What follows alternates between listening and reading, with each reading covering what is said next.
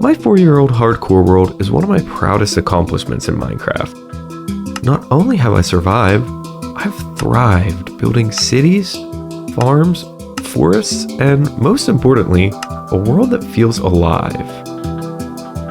Today, I want to celebrate reaching the 3,000 day mark by giving you all a tour of everything I've built so far. So, stick around to the end to see all the crazy things I've built, and be sure to subscribe so you don't miss out on what comes next. Here we are in my, almost 4-year-old hardcore world. 3,000 plus days old. And there's some pretty awesome views here, but before we get to the fun stuff, I figured it would be kind of fun to start out, where this world began. I lived in this village for almost my first 1,000 days, in this house specifically. Now, I spawned way over there, in like a little birch forest that maybe we'll take a visit to at the end, but for the longest time, this house was my home. It is still filled with my cats. One day, when we come work on this village, hopefully before the next 1,000 days, we are gonna have to find these guys some new homes throughout the city. But yeah, there's a little mine here, lots of chests and whatnot. But I don't wanna show you guys this too much. But we'll say bye to the kitties. And then leaving this house behind, we have the first build in this world, which, thank God, I have learned how to build since. But fun fact, this is actually my only enchantment table in the world. Still, this is like where I do all my enchanting. Although, I don't do a lot of enchanting. Oop, I got the wrong skin on. Ignore that. But I don't really do a lot of enchanting anymore. I didn't even realize I had these books here. Yeah, I guess one day we'll probably tear this down. I'm trying to think of a way that we can, commemorate these, or maybe put other builds over top of them to preserve it, because this feels like a piece of history, man. This has been here for so long that I don't know. I think I'd be heartbroken if I got rid of them, but I do have plans for this village area. This area is called Salmon Cove is the name, and it was originally going to be a little fishing village, but I think maybe I want to make it a little bit different, something a little bit more grand. But I'm getting sidetracked. Let's continue with the rest of the tour. But first, I have to mention this guy, the lonely villager who has been with us literally since day one. I think it was the first day, or maybe the second day, whenever I came to this village, that I spotted him. So yeah, he is, an OG in the truest sense. Now, if we pass our buddies the camels and our nether portal, which still exactly where I placed it, almost 3,000 days ago, we have a more recent addition to the world, and that is this tree and bridge that lets us pass into Salmon Cove. Now, this kind of serves as a customs office. You can see there's a lot of goods and stuff. Maybe the idea is they had an illegal crab trap or something they confiscated. Just lots of storage, things like that. And yeah, maybe in here they have, books or IDs or passports or whatever. I like to dot ender chests around because, this is just, at the end of the day, it's just a bridge. It's a pretty awesome bridge. If I come down here, you can get a better look at it. I love this bridge and this little gatehouse. But, at the end of the day, it is just a bridge, so trying to add some sort of form and functionality to it is important to me. And I also wanted to mention, around my world, I have these little world books dotted around. So if I take, inspiration, or this was pretty similar to the shape, and I tried to do my own palette and whatnot, but I still felt like this was, pretty similar to Schuler's build. If you guys haven't checked out Schuler, you definitely should. But kind of my way of, crediting those folks as we go along in the world. But as you can see, we are now entering the farmlands. So these, I guess, have been in the world for a little while. I just went through this kind of period of time where I was just adding in a bunch of farms, a bunch of fields, crops, all that good stuff. Yeah, and that's, kind of all there is to the farmlands. I can give you guys a little look in free cam. Just a lot of crops in this area. I mean, we have some cities and whatnot over here. We're gonna have one here. Lure wise, I mean, we need to be able to feed feed the people in our towns and whatnot. So it makes sense that we have lots of wheat, beetroot, carrots, potatoes, all that good stuff. And I think that the bushes are kind of a nice way to line the crops, kind of segment everything off. And there's, like ways you can get in here, but realistically, I don't really ever harvest this stuff. So I guess you don't really need to get in. And if we cross this little river here, I think we'll probably do a bridge at some point. But really recently, I think it might have been last episode, honestly. I'm kind of struggling to remember. But I added in a ton more fields. So we have some more variety. Like we have a couple wheat fields. But we also have the pitcher pods. We have some potatoes, some lilac, and, torch flowers. All kinds of good things going on here.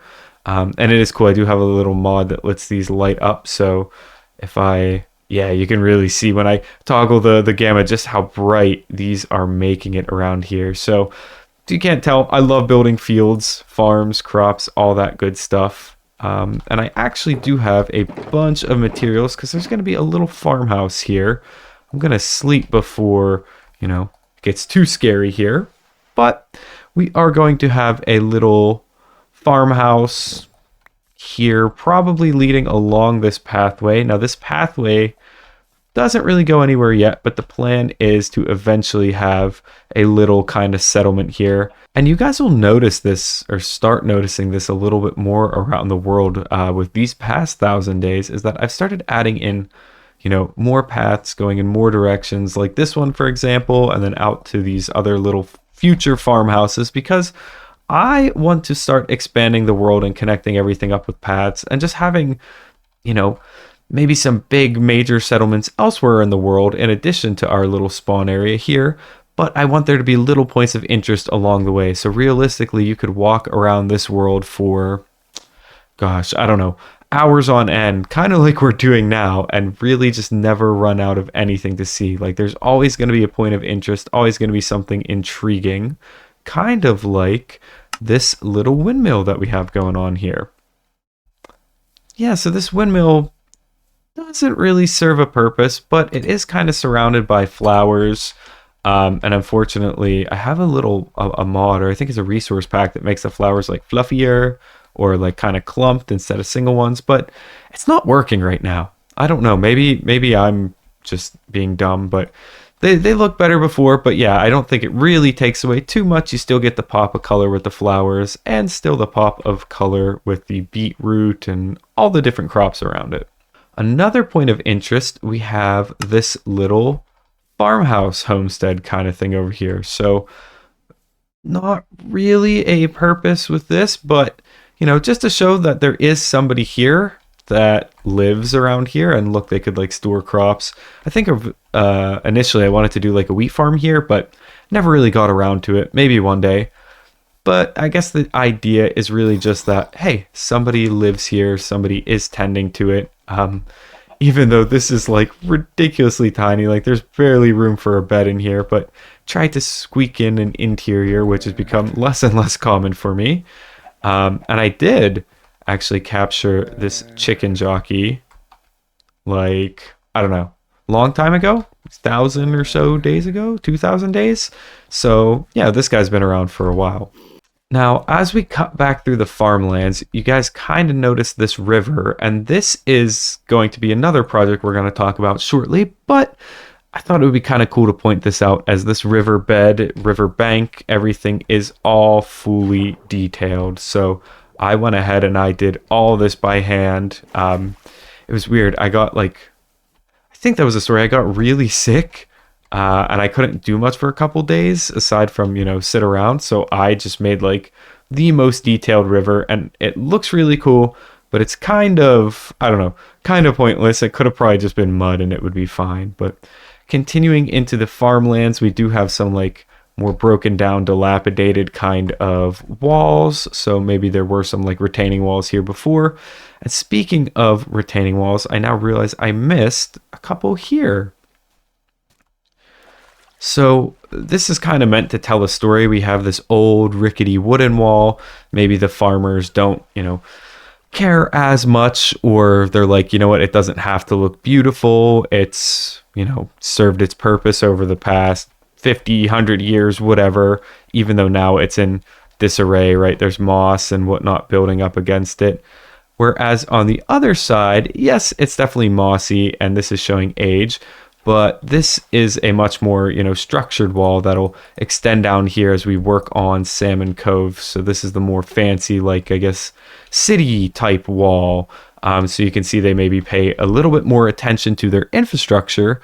And it just kind of tells a story, little subtle things like that, I didn't have to add in, right? There's no walls over here yet, but I think little details really make a world like this feel alive. And speaking of making things feel alive, what could really make things feel more alive than beautiful custom trees? So I kind of wanted to wait and talk about this tree until I was at the other side, because I think this is like the optimal view. Actually, probably up there is the optimal view, but I just love this tree so much. It really reminds me of, I told a story about it in the episode where I built the tree. And there was a tree basically where it had been run over a couple times by my grandfather who was helping cut the grass. And, nobody ever thought the tree would live or make it. But it ended up being one of the biggest trees at my parents' house. And it had these kind of, almost had like a couple separate trunks. So that's why the trunks, kind of branch off so low into the ground. And it's, just kind of, I don't know, it's nice. It's a nice way to remember that story, to, remember my grandfather and things like that. Just really make a world so much more special. Like nobody else gets that looking from this tree except for me. And yeah, I love just kind of taking some time and staring at it. So there you go. There's the sentimental tree. And speaking of trees, I want to now turn our attention to what I call the painted forest.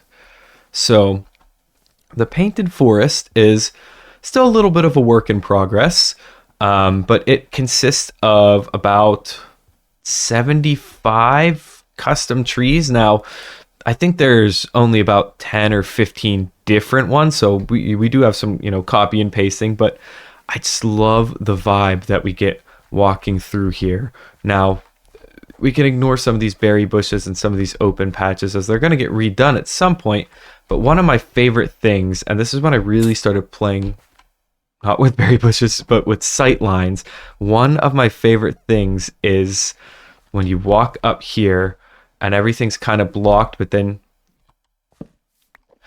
you get to this opening, right? And you could see out and you could see the windmill, right? So it kind of reveals itself from here, but that tree's kind of blocking it, the rock's blocking it, and then whoa, like super cool. Even if I go, into the more cinematic FOV, eventually we'll see farmhouses out there. We have the beautiful lush river here, all the crops, something that needs terraformed. We've got it all in this view, right, guys? Like I'm really happy with this. I think it was a fun little experiment with sightlines.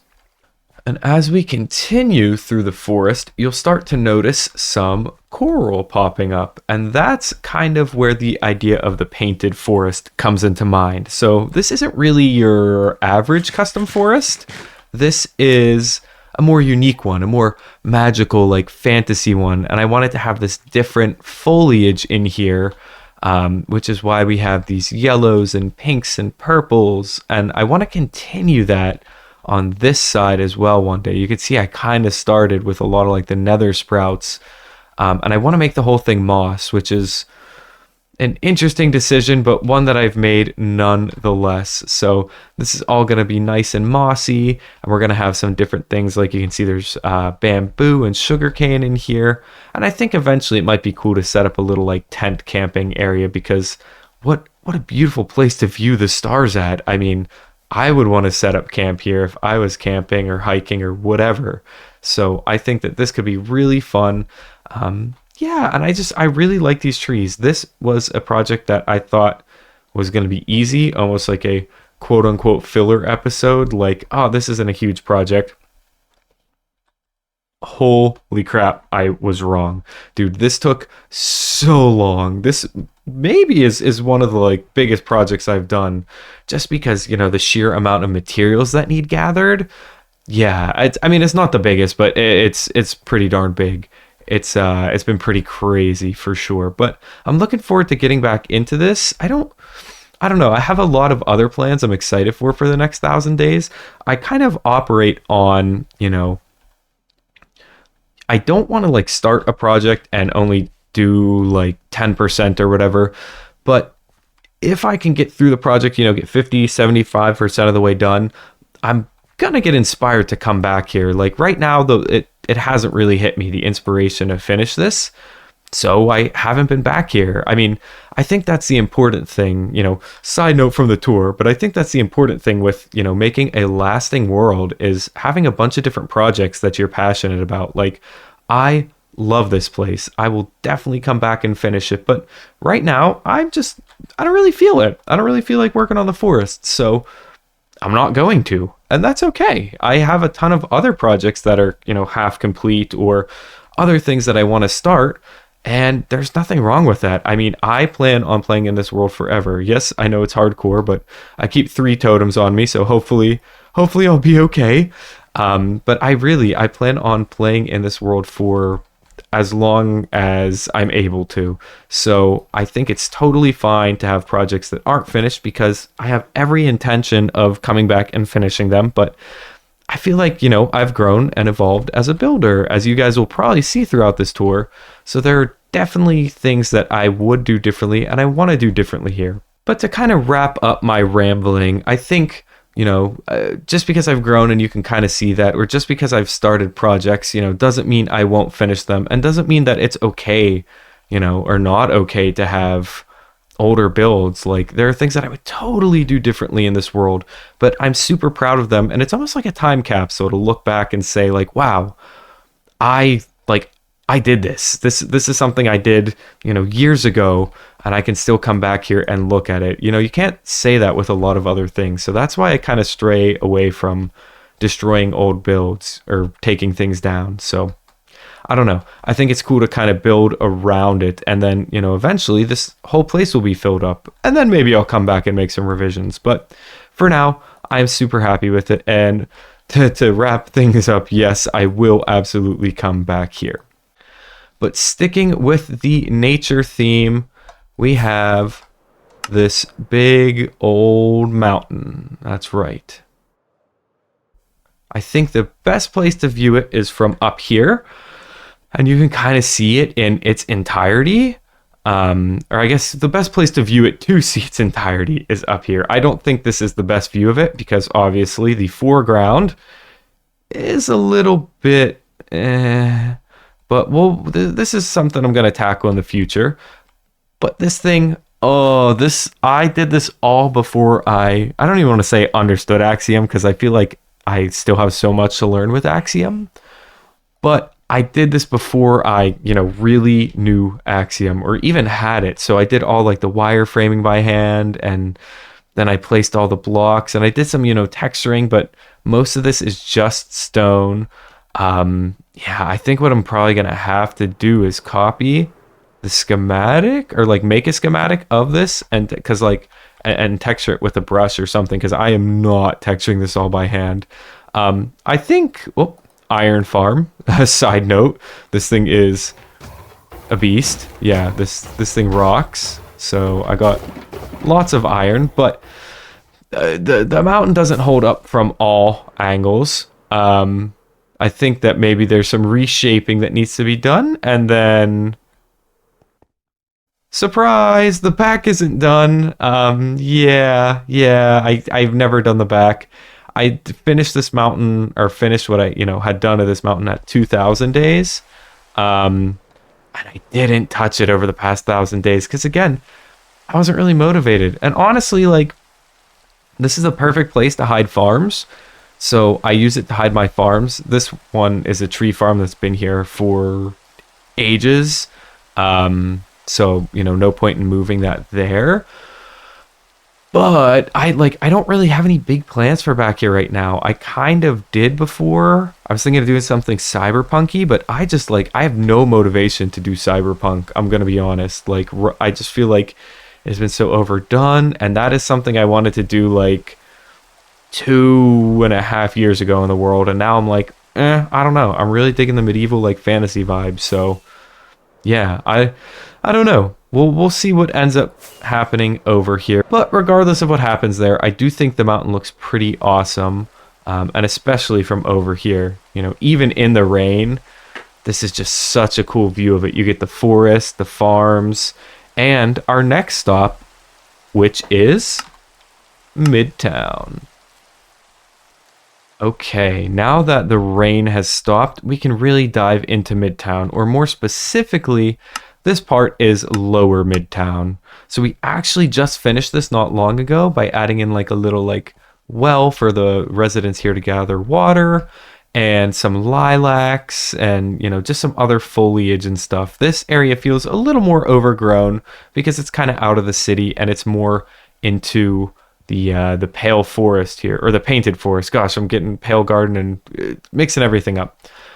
You can see though, I did do some little signage. So right, the farmlands, the painted forest, and then Lower Midtown. So it kind of tells you which way to go. Kind of inspired by, if you guys have ever played Skyrim, which I'm probably going to reference Skyrim at least 100 more times in this video, because it is like one of my favorite games of all time. Probably right behind Minecraft, but they have these, you know, little like rundown signs and whatnot, kind of telling you where to go, or hey, if you follow this path, it's going to take you here. Which I know is not like a Skyrim exclusive thing. I I know Skyrim did not invent road signs, thank you very much. But I just, you know, that's kind of what I most closely associate it with. So yeah, that's what we're going to go with.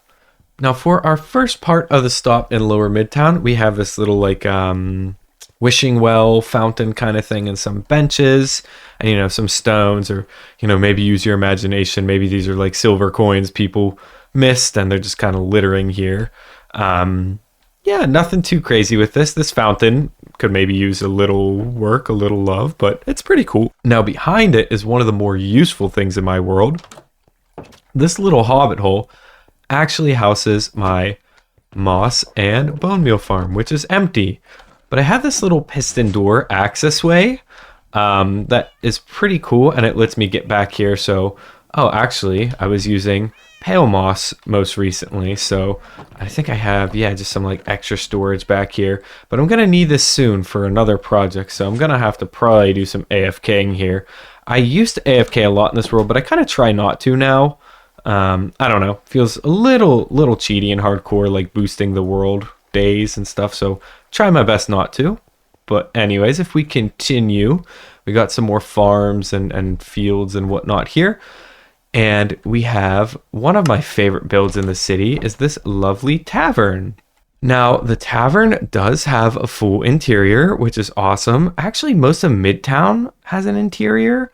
This is mostly just seating, and you know, there's some bread and food and drinks and candles and whatnot. No real purpose in here other than it looks cool. You know, there's a little balcony, and you can go out here and, you know, look at the castle and the city, and even see the bridge way out there at Salmon Cove. And then we can even continue on. There's another little balcony looking out at one of my favorite parts of this world, which is our custom river we're going to get to shortly. And then we have a rear entrance that kind of looks over the forest and the horse that has lived in the forest for a long time. We do also have a nice little back entrance here, but you know what? I figure let's talk about the river now. So the river is pretty awesome, if I do say so myself. I did try to stock it up with fish and whatnot, but I think a lot of them died. Very sad. But I think, do I have a boat in here? No. Aw, I thought I had a little raft in here. Well, I can kind of swim down it and you guys will get the same vibe, same effect. It's just, very beautiful. Obviously, we have a source too, kind of running off the mountain. So that's like our reason for the river being here. But it runs so beautifully through Lower Midtown and it like perfectly divides up the forest and our, little city or village, whatever you would call this area. And I do love having like the ripple of the water so you can see where the water level goes down. And there is this little custom cave and everything. So yeah, very pretty. And then we are back with the farmlands and maybe lacking a bridge here, but that's okay. One day I will build a bridge. But distractions aside, we are now back in Lower Midtown, just kind of on the other side of the river here. And right up this little kind of corrupted walkway, as you can see, it kind of blends into the grass and stuff. We have our lava farm. So I'll be honest, I don't use this a whole lot. But basically we have, if I go into free cam, you can see there is a roof of lava, not here, just here. And it's over a lot of cauldrons. In fact, actually, I'm going to switch to something less important in case I hit Q and drop it. But the lava kind of just comes down through the dripstone into these cauldrons, and then eventually you can harvest it. So I have a lot. I should use this. I kind of forget about this and end up using coal, but like I want to use coal to decorate at this point in the world. So yeah, silly me. But either way, there is a little pathway here that kind of connects up. And I want to take the main pathways, or at least show you guys these other pathways, like this one here. And this one here. And these connect us up to Midtown, regular Midtown, not Lower Midtown, but good old Midtown. And this is it. This is Midtown. So we kind of walk in and there's a lot going on, a lot to look at. It is a lot closer together, a lot more busy. And I've now said a lot about 100 times, but there is a lot going on. First and foremost, we have this little market area, so some market stalls. Actually, maybe we could put some villagers in here one day. And then another little well where they might get water. And this one, I don't think I designed this. I think I found this on Pinterest. But yeah, credit to whoever designed this. They did a great job. This building was a fun one to build. I was just trying to combine almost like 3 buildings slammed together, but with as many different colors and, vibes as I could. So we have composters along with like calcite diorite and then dark prismarine. Then we have bricks with barrels and jungle and sandstone.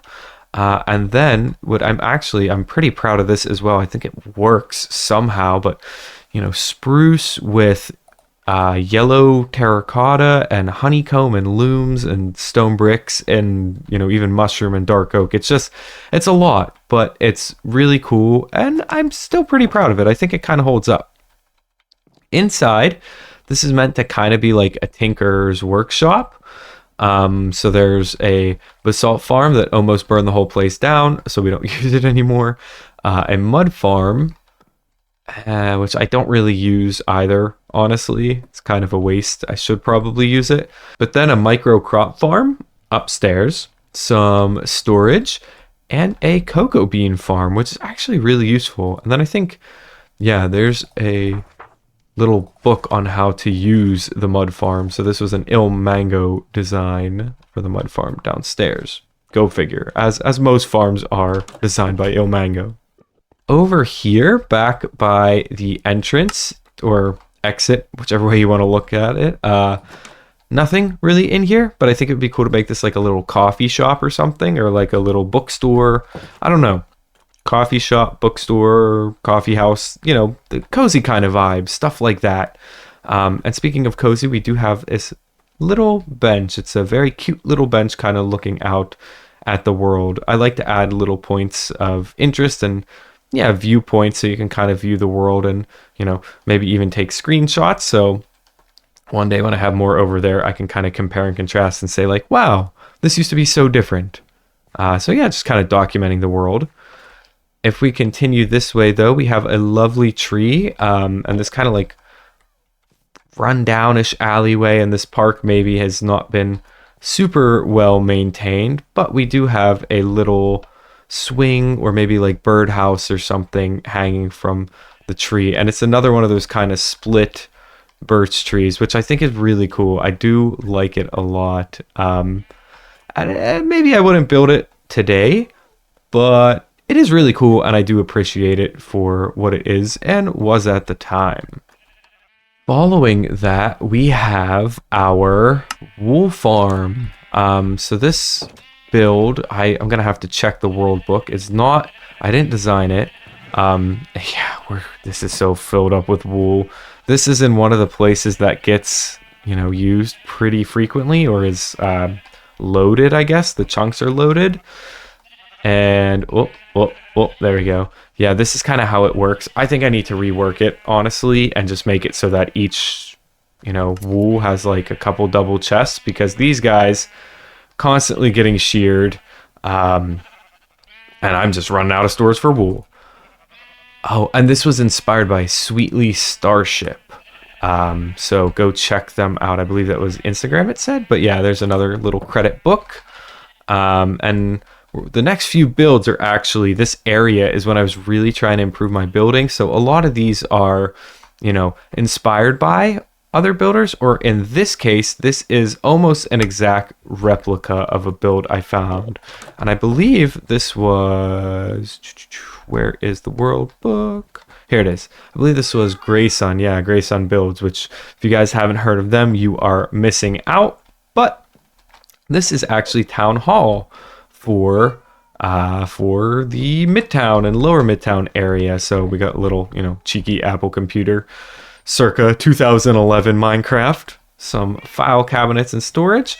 And then we have the mayors of the city. We have Bismuth, or Bismouth, Bismuth, yeah, Bismuth sounds good. Macaroni, that one I can pronounce, and Lucy. So these mobs were named by some of you guys. So if you do, see mobs and want to drop names in the comments, maybe for some of my other cats, or, you have suggestions for names or what should go in some of these interiors, let me know, because I do really value your feedback and I love getting to interact with you guys. So this was super fun, and these 3 cats have really made their mark on my world. But going back out this way, we have, well, let's go here first, actually. We have the Moss Tower, because there's not too much to talk about here. It's empty.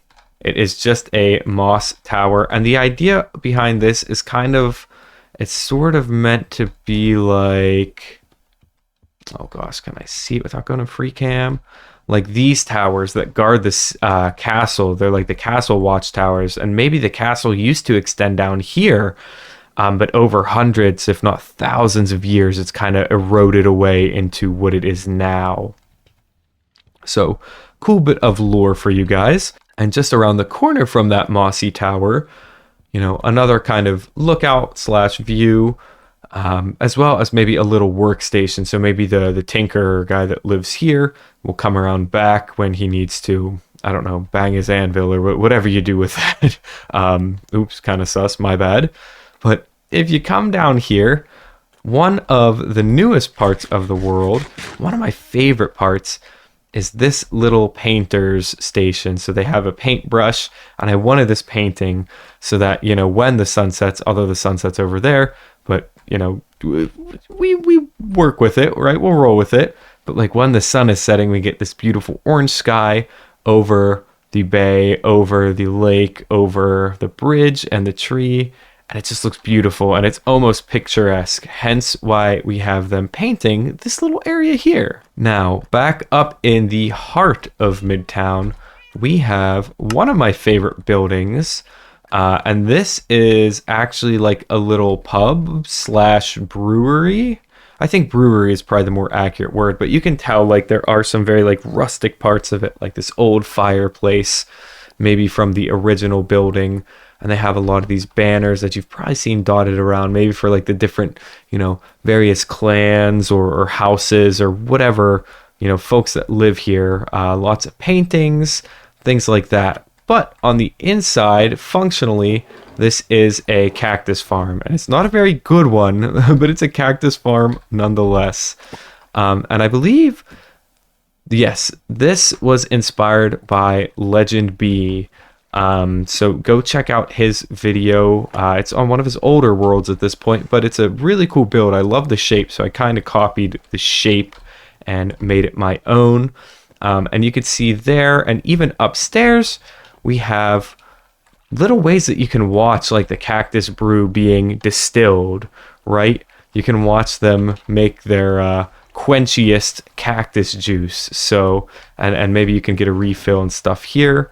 And maybe this is like a private room is kind of the idea. So maybe for the more important guests, you get to sit up here. But that is the cactus farm and this area. I want to move on now to the last two builds in the area, and that is our flower farm and our little workstation area. But before that, I actually totally forgot to point out the pond. So I wanted to have a little pond in here, kind of like the center of town, by the town hall, where you can come in here and, well, I guess everything's dead that was in here, but you could admire the fact that I put a diamond ore block in here and just see how like lush and overgrown this is. It's really pretty. Now, this build has a pretty cool story. It is a flower farm itself, yes, but then upstairs, maybe this is where they're packaging the flowers and whatnot. And I believe, yes, so this was one of Sunny Sev's builds, where they had done something really similar to this, and I loved it so much. I was like, I have to do this in my world. It's so beautiful, it's so cute and like cottagecore. So it gets a cool story where, a older gentleman lived here with his wife, and this was like their flower shop, and it was like her lifelong dream and passion. Now, they're older. She has since passed away, and he's always wanted to be an author. So he converted this space to, write his books, but he just couldn't, bring himself to give up on her dream. So he still sells the flowers and everything like that. So yeah, really heartwarming little story for you guys in the world. See, I told you we had some cool lore. Now, to finish out Midtown, I did want to talk about our sniffers. This was my original sniffer farm. So I had these little guys, and they got a cool little custom tree, right along these pathways. And I tried to make it feel like there was some, they're kind of weird, right? So it made it like there was some unique flora, fauna stuff with the bamboo and the drip leaf and using like saplings. So kind of to make it feel a little bit like weirder. But I think, oh crap, where was it? Okay, well, somewhere here. Yeah, here we go. I forgot my own farm.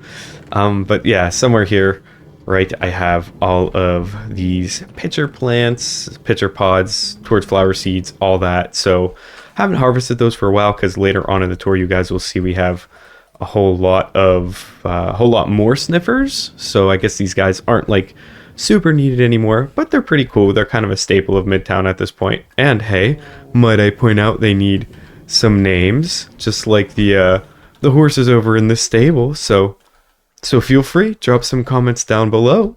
But closing out, going to our last build here, and much like the Mossy Tower, which we just looked at down here, this build was kind of meant to replicate some of the pillars of the castle. So almost like the people that lived over here wanted to, they kind of like look up to the king or whoever lives in this castle. And yeah, they tried to build like a replica of it in Midtown to honor them. So that's what this is. But functionally, this is basically a way for me to plan out my projects. I guess I don't have any glow ink in here. Oops, I used to keep like, oh, here we go. Yeah, so I got some glow ink and some dye.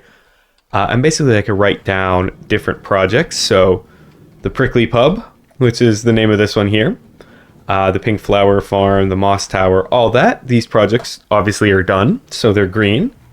Then farm wise, all these ones are done, so they were crossed off. But I never made a gold farm actually still yet, so that needs to be done.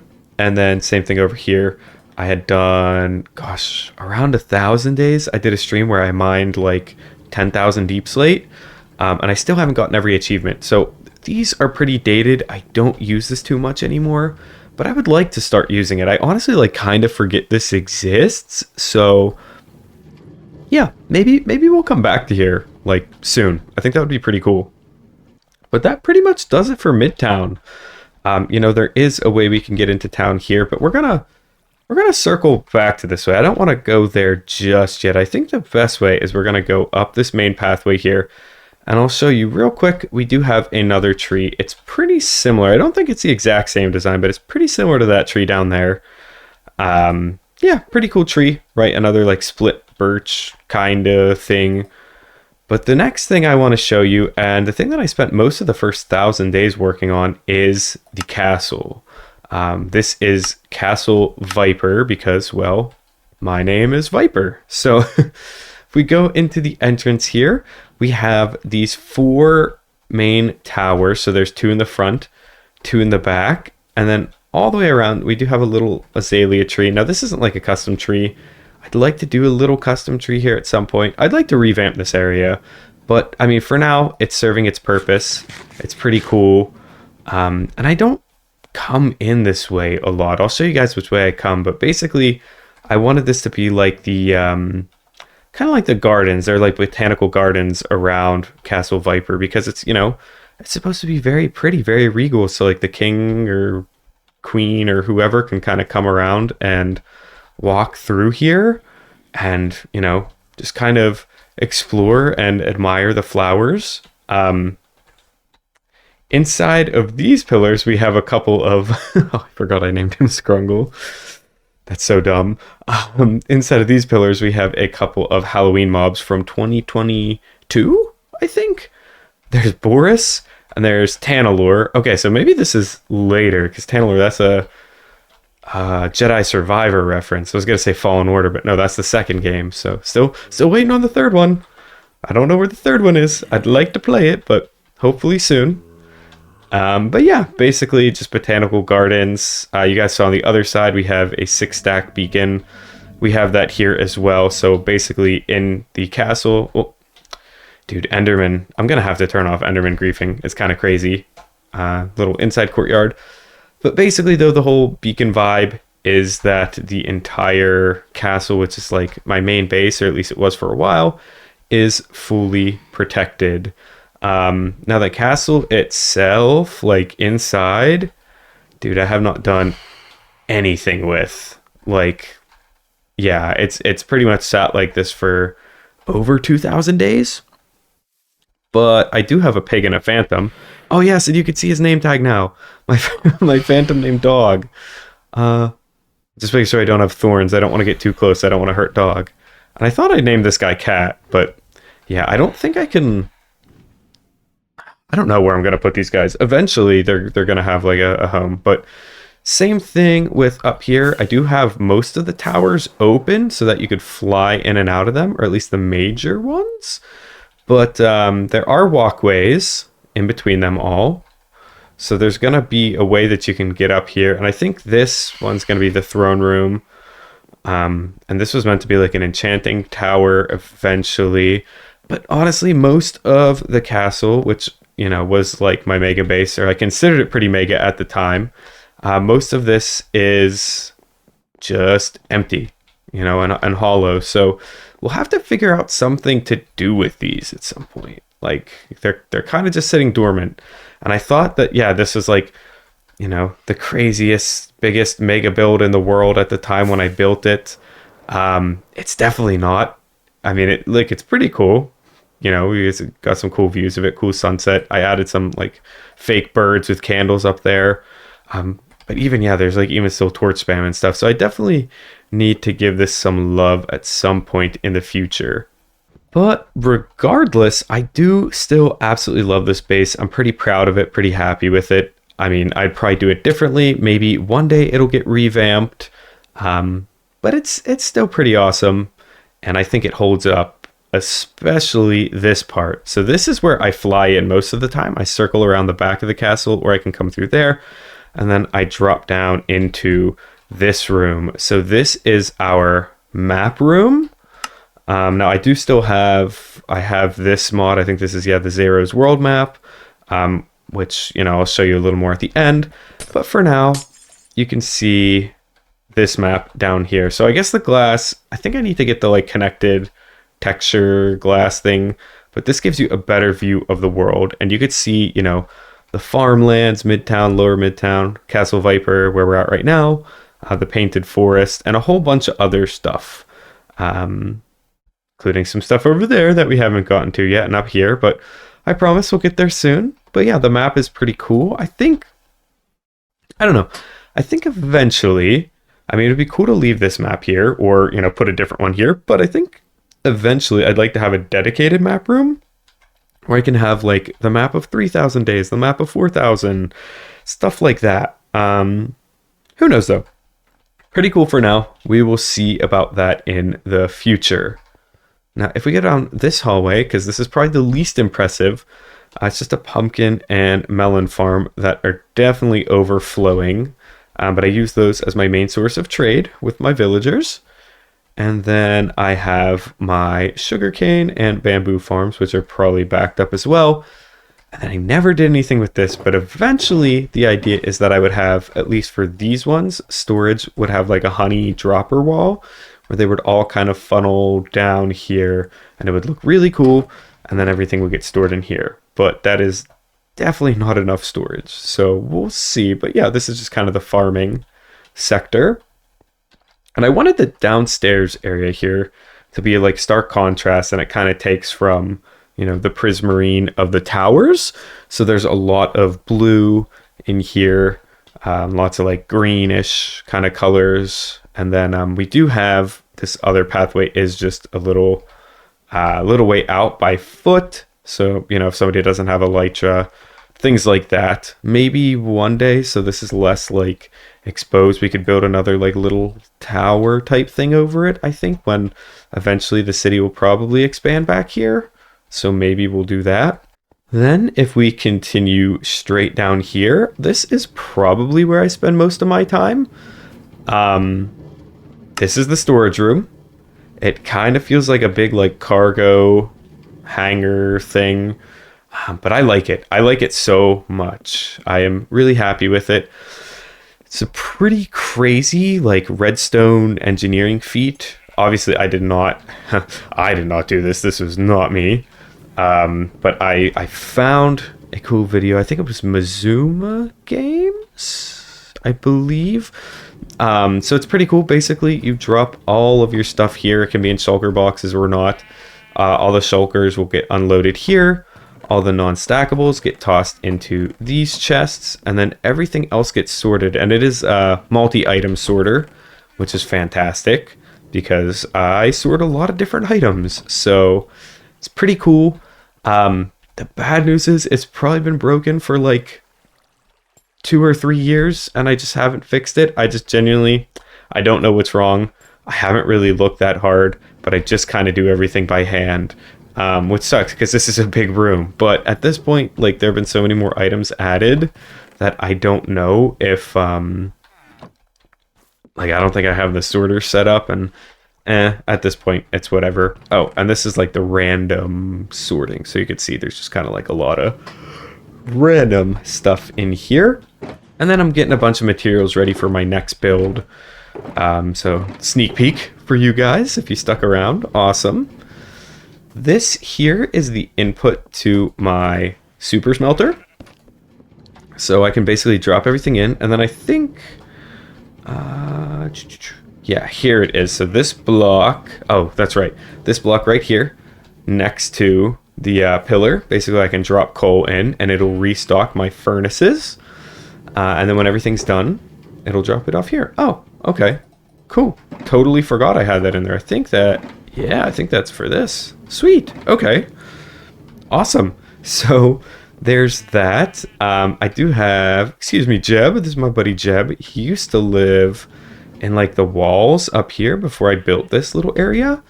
And he was here from like pretty much day one. So I made him a rainbow sheep, and he hangs out in our storage room. Eventually he'll have his own little home though. And I do have a redstone access control panel back here. So when I need to set up more stuff back here, you know, for the item filters, I can. And then mostly what I use this for is to fall down here, question mark? No, mostly what I use this for is if I go down here, I can access my super smelter, which I designed, so it is really inefficient, and I never have coal. So I think I'm gonna like tear it down and redo it at some point. And apparently I can't get through this way, which that's a little annoying.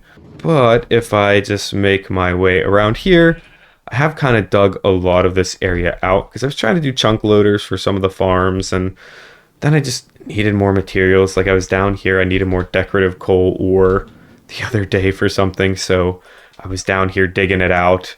Yeah, and it kind of looks crazy. So maybe we could put some more farms down here eventually. Oh, and speaking of digging out, I'm not going to take the time to go down here, but I mentioned earlier digging out like 10,000 deep slate. That is where, or this is where that occurred, and I've since cleared out a couple little patches of tuff. So that pretty much does it for the storage room and the map room. Then we head down. Oh, actually, oh my gosh, I totally forgot.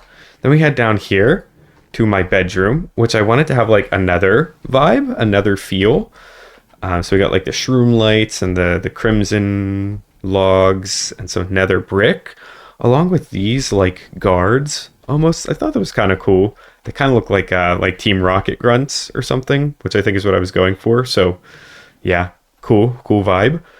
And then the basalt, which was pretty interesting as well. It is literally just like the smooth or polished basalt, but you just alternate to give it like a checkered pattern. So kind of interesting with a contrast here. Might be nice to put some doors on this actually to like split it up. I don't know why that never occurred to me, but maybe one day we'll add some doors. And then on the other side, we have a little glow lichen farm that has been here for a while. And I think I want to put something else in this room because I kind of need a faster glow lichen farm. I think at least. Yeah, I used a different one over on the Afterlife SMP, which you guys can go check out my videos there. But I used a different one for that, and I think it's more efficient than this one. But I kind of tried to make this look like a cool like piece of machinery. I don't remember the exact vibe I was going for. But yeah, it's definitely interesting, if nothing else. So now over here, this area is eventually going to be our library. We're going to have this big grand library, but for now, it's where we get snow. If I need a lot of cactus, it's where I get cactus. This is going to be a map room at one point in time, but it's not anymore. So I think maybe we'll put like some of our villagers there. Yeah, basically just kind of bits and bobs, right? I can get vines, I can get nether wart. I have some books stored here. So I like to kind of document things so I can put them in the library. I think right now, yeah, I have my world book for some of the comments of the day, which, as you can tell, I haven't been super consistent with. But yep, leave a comment or a like or whatever if you want to be featured in this book. Who knows? Maybe I will put some comments from this video in here. Yeah, I haven't updated for a while, so I probably should. And then we have this villager that escaped. And you're probably like, where did he escape from, Viper? Well, let me show you where he escaped from. That's right, that villager escaped from our villager trading hall, which is this lovely little Diagon Alley inspired build. So basically, there's 13, I think, I want to say 13 different types of villagers, you know, excluding nitwits. So 13 you can trade with, so there is a building for each and every one of them. Don't ask me what villager corresponds to each, because I don't quite remember. I have it written down somewhere. But the idea is one day each of these will house all the different types of villagers, with this being the grand library at the end. So all the facades are in. I did this on like day 1000 or 1100 or something, but all the faces are in. I still have to do the interiors, as you can see. This has been my where I trade with villagers for the last 2,000-3,000 days, but we have a villager breeder that isn't working right now, but that's fine because I don't need more villagers to lag my world out. Then I have a bunch of, trading materials, resources, ender chest, all that good stuff. All my villagers go here when they're waiting to be cured. Then our buddy Gorf can trade, or not trade with them, he can convert them to zombie villagers. I can rescue them or save them, whatever. And then when they are fully, what is it, master level, then they get to go in these little boxes, at least for the time being. But eventually I do want to give these guys like a proper home, because right now this is how I travel around to trade with my villagers. It's kind of bad, it's kind of really bad, but that's okay. Also, I'm realizing just how much coal ore is over here. Oh, and I have villagers here. Cool. Totally forgot about these guys. Are they? Yeah, okay, it's spawn proof. Yeah, forgot about these guys, and I forgot how much coal ore is here, which this is going to be great for my next build. I need a lot of coal ore. And to get out of the villager trading area, or the castle as a whole, we can kind of enter through this little 3x3 piston door. So we're not going to go back in, but you can see how it works, and it kind of takes us into this like sort of hidden, rundown, like grimy little alleyway. And it is nighttime, so we're going to go ahead and sleep before bad things happen. Although most of this world, I don't think I might have mentioned it, I don't know, but most of the world is spawn proof. Like everywhere I build, I try to spawn proof every single block, because, well, I don't want bad things spawning and killing me, or worse, blowing up things in my world. No thank you. This grimy little alley leads us back out into Midtown. So this is the little tunnel I was talking about. And then it actually leads down to one of the newest parts of the world, one of my favorite parts of the world now. And there's this little pathway along the docks, and you can kind of see we're connecting back up to the artist, painters area with all this foliage and stuff. But it brings us to this beautiful cliff face where eventually our city will be sitting atop of here. And from here, this is going to kind of be like a national park or like nature reserve area where you can kind of walk down past all these paths, or past all these paths. You can walk on the path. Sorry guys, I've been recording this for a long time. You gotta cut me some slack. But yeah, you can walk down past these rocks and past the foliage, and it is, again, spawn proof, albeit a little dark in some areas. But I didn't want to take away from the manual like shading and highlights that I did for this. And speaking of like manual, I know this area doesn't look great in the lake, but I love the way the wall looks here. So this wall is all kinds of like different textures and woods and whatnot. It looks so cool. I'm so happy with this area, and I think eventually I would like to maybe do, I talked about doing like a little like bar or like potion brewing shop popping up in the wall here, which I think would be really cool. So maybe there's like a pop-up if you're like hiking, and eventually, pretty soon, I have a design already, but this waterfall, well, there's going to be a waterfall here and a bridge that's going to connect you up to the Salmon Cove area.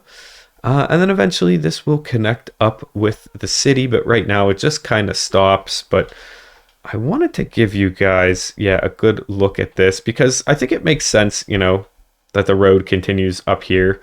And this is kind of the angle I look at it most, or even over at this angle. So I didn't want the road to just stop abruptly there. So it goes up a little ways to where it will eventually connect up to. But I don't want to go look at the city from that angle just yet. There's a couple different entrances I want to look at. But before we even get to the city, which is probably our next stop, we have something else to take a look at. And that's this little hidden door inside of the rock face here. inside of the cliff, and oh my goodness, what is this? This is the axolotl grotto, grotto. I forget what I called it. But Mog Swamp had done a video where he built this like crazy awesome shrine to try to get a blue axolotl, and I've wanted to get the rare mobs in this game for a long time. So I was like, you know what? That inspired me. I want to build a little hidden grotto, just tucked away in the rocks here. And that's exactly what I did. So this is eventually where the blue axolotl will go. Once we get him, everything is, very blue, a bright, shiny diamond block for him. I am now trapped. That's awesome. There we go. I'm good now. And there you can kind of see in the wall here with the water pouring out, kind of like the Temple of Notch. If you guys are old enough to remember that, congratulations. You're Unk now, just like me. But yeah, a little axolotl face carved into the rock here. And also, just to make it even more special, this is where my dragon egg sits. So there's this pedestal, and we have like this light almost beaming down onto it. So everything is, very purple, very pink, just kind of like the egg is. And I think lore-wise, we said that eventually, the one true axolotl or the blue axolotl will hatch from this egg and, save the hardcore world or something cool like that. So yeah, a little bit of lore, but more on the realism side.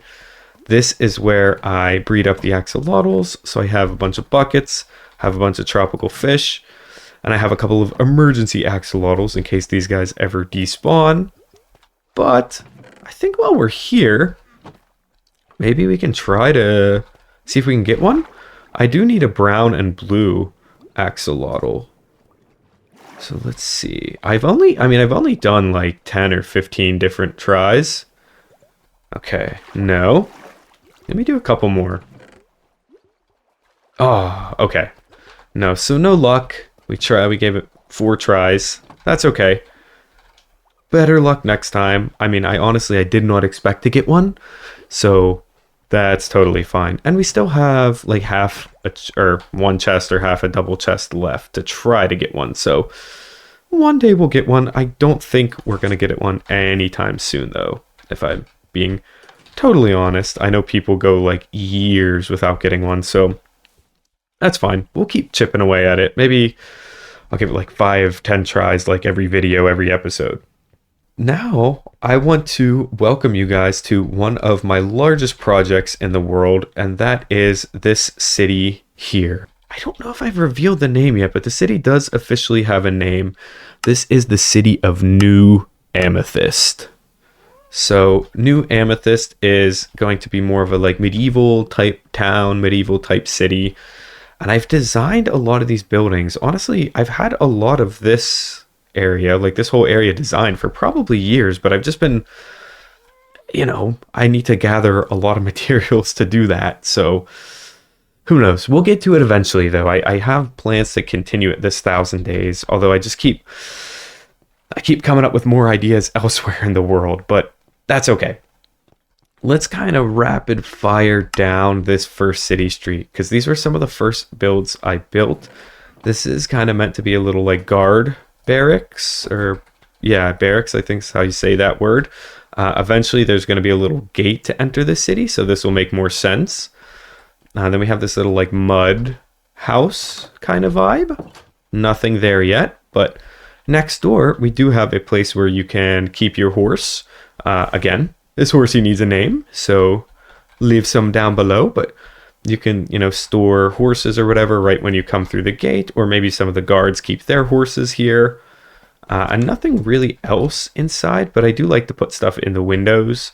And eventually I would like to put like beds and stuff and make this a little more functional. I think it's good to give all of your builds at least some amount of function. That way, if I need to craft something, or if I need to just like store some random items, like if I have a crafting table and a chest, that's perfect. That's all I need. Then down here, we have a couple other builds. So we have a little like greenhouse, not like where you would have plants, but in a literal house that is green. Although maybe we could sell plants and stuff here. That would be kind of cool, like a flower shop. Nothing here as well, but cool little pink accents. And I think, yeah, this one has a dark prismarine roof, which is kind of mimicking, you know, the towers there. It's also fun to have these like builds that are split into two. Oh, okay. I never put a floor there, but it is cool. Like the idea is this could be a shop, and then upstairs could be like where the shopkeeper lives. So that's like split level living kind of vibe. And I think this is going to be a blacksmith one day. This just kind of screams blacksmith to me. I don't know why. Is there... Did an Enderman... Oh, that's frustrating. Okay, we're we're definitely missing a block there. So just ignore that. Ignore that. I'm sure I'll remember to get that after the world tour. Then down this little street, I want to point out we have this little alleyway that kind of connects up behind some of these builds. And we there's a little alley connecting these.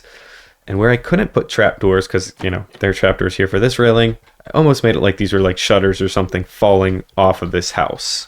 So that's kind of the idea there. We also have like a little shrine kind of built into the wall of the castle. And then maybe some folks that have grown tired of the king and, you know, the monarchy and stuff did some like graffiti. I guess there's not really spray paint in medieval times, but I don't know. They got paint somehow, so maybe they painted the side there. And that's kind of it for this little street.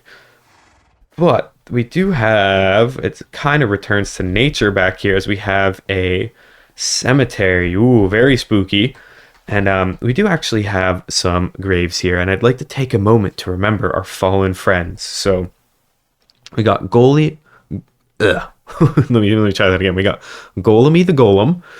Was an iron golem in our world in the Salmon Cove starter house area for, you know, about a year and a half. Unfortunately, I aggroed him. So yeah, he had to be dealt with. Similar with the Frienderman, he was down in the library underneath the castle. I looked at him, and he was stuck there for a while, and I accidentally looked at him, and then yeah, it was a bad time. So everybody else, though, is good. No other pets or friends, you know, none of the cats from our base. But we do have some other graves, because, I mean, it would look kind of goofy if there was only 2 graves. And then, you know, as time goes on, unfortunately, I'm sure we'll have, you know, some unfortunate deaths, I guess you could say. But this area is meant to be, and you can kind of see that in the pathway and pathway over here as well, but this is meant to be like more dilapidated. Little more run down, and hence this like little arch, you know, old gateway. I think this is like the southern entrance to the city. Looks like it has not been maintained. There's like parts falling off. So, you know, if you want to sneak into the city, this is probably the best way to do it. And then there is a pathway that leads back here. And I think eventually, like, I don't have super big plans for this area yet, but I think eventually this will be part of the city. I think that's the vibe we're going for. So maybe the city will expand. Maybe there's like a little like forest kind of in between, and then there's more builds back here. But continuing on with the city, let's talk about this house, because this is one of my favorite builds I've done. There's a lot going on. Yeah, definitely a lot going on. Pretty busy. But it's the color palette is just so interesting, like pink and the white, and then also using kind of the same like sandstone white palette for the chimney. Super fun. And if you couldn't tell, this is a plant shop. So they got all kinds of plants. They're advertising lots of flowers, all kinds of stuff. Ender chest for functionality. And there's that Apple computer again. But this is, you know, behind the desk. You would come check out here. Maybe they got a couple like posters, paintings. Upstairs, they maybe have some storage, the actual fireplace. And, you know, this would be where they stay. There's no real function up here, although maybe eventually they'll like start storing plants and stuff up here. Could be kind of cool. But yeah, maybe they have like a pull out bed here, and they, you know, it's in a little disrepair, right? There's a lot of stuff like boarded up, but water in the floor, like from leaks from the plants. But the idea is that they just care so much about their plants that they like, they're taking care of the plants in the greenhouse and stuff much better than they are their own home. And then, of course, they have like the little garden center out back. So they have these cool little shelf designs and lots of like trees and pots and flowers you can come pick.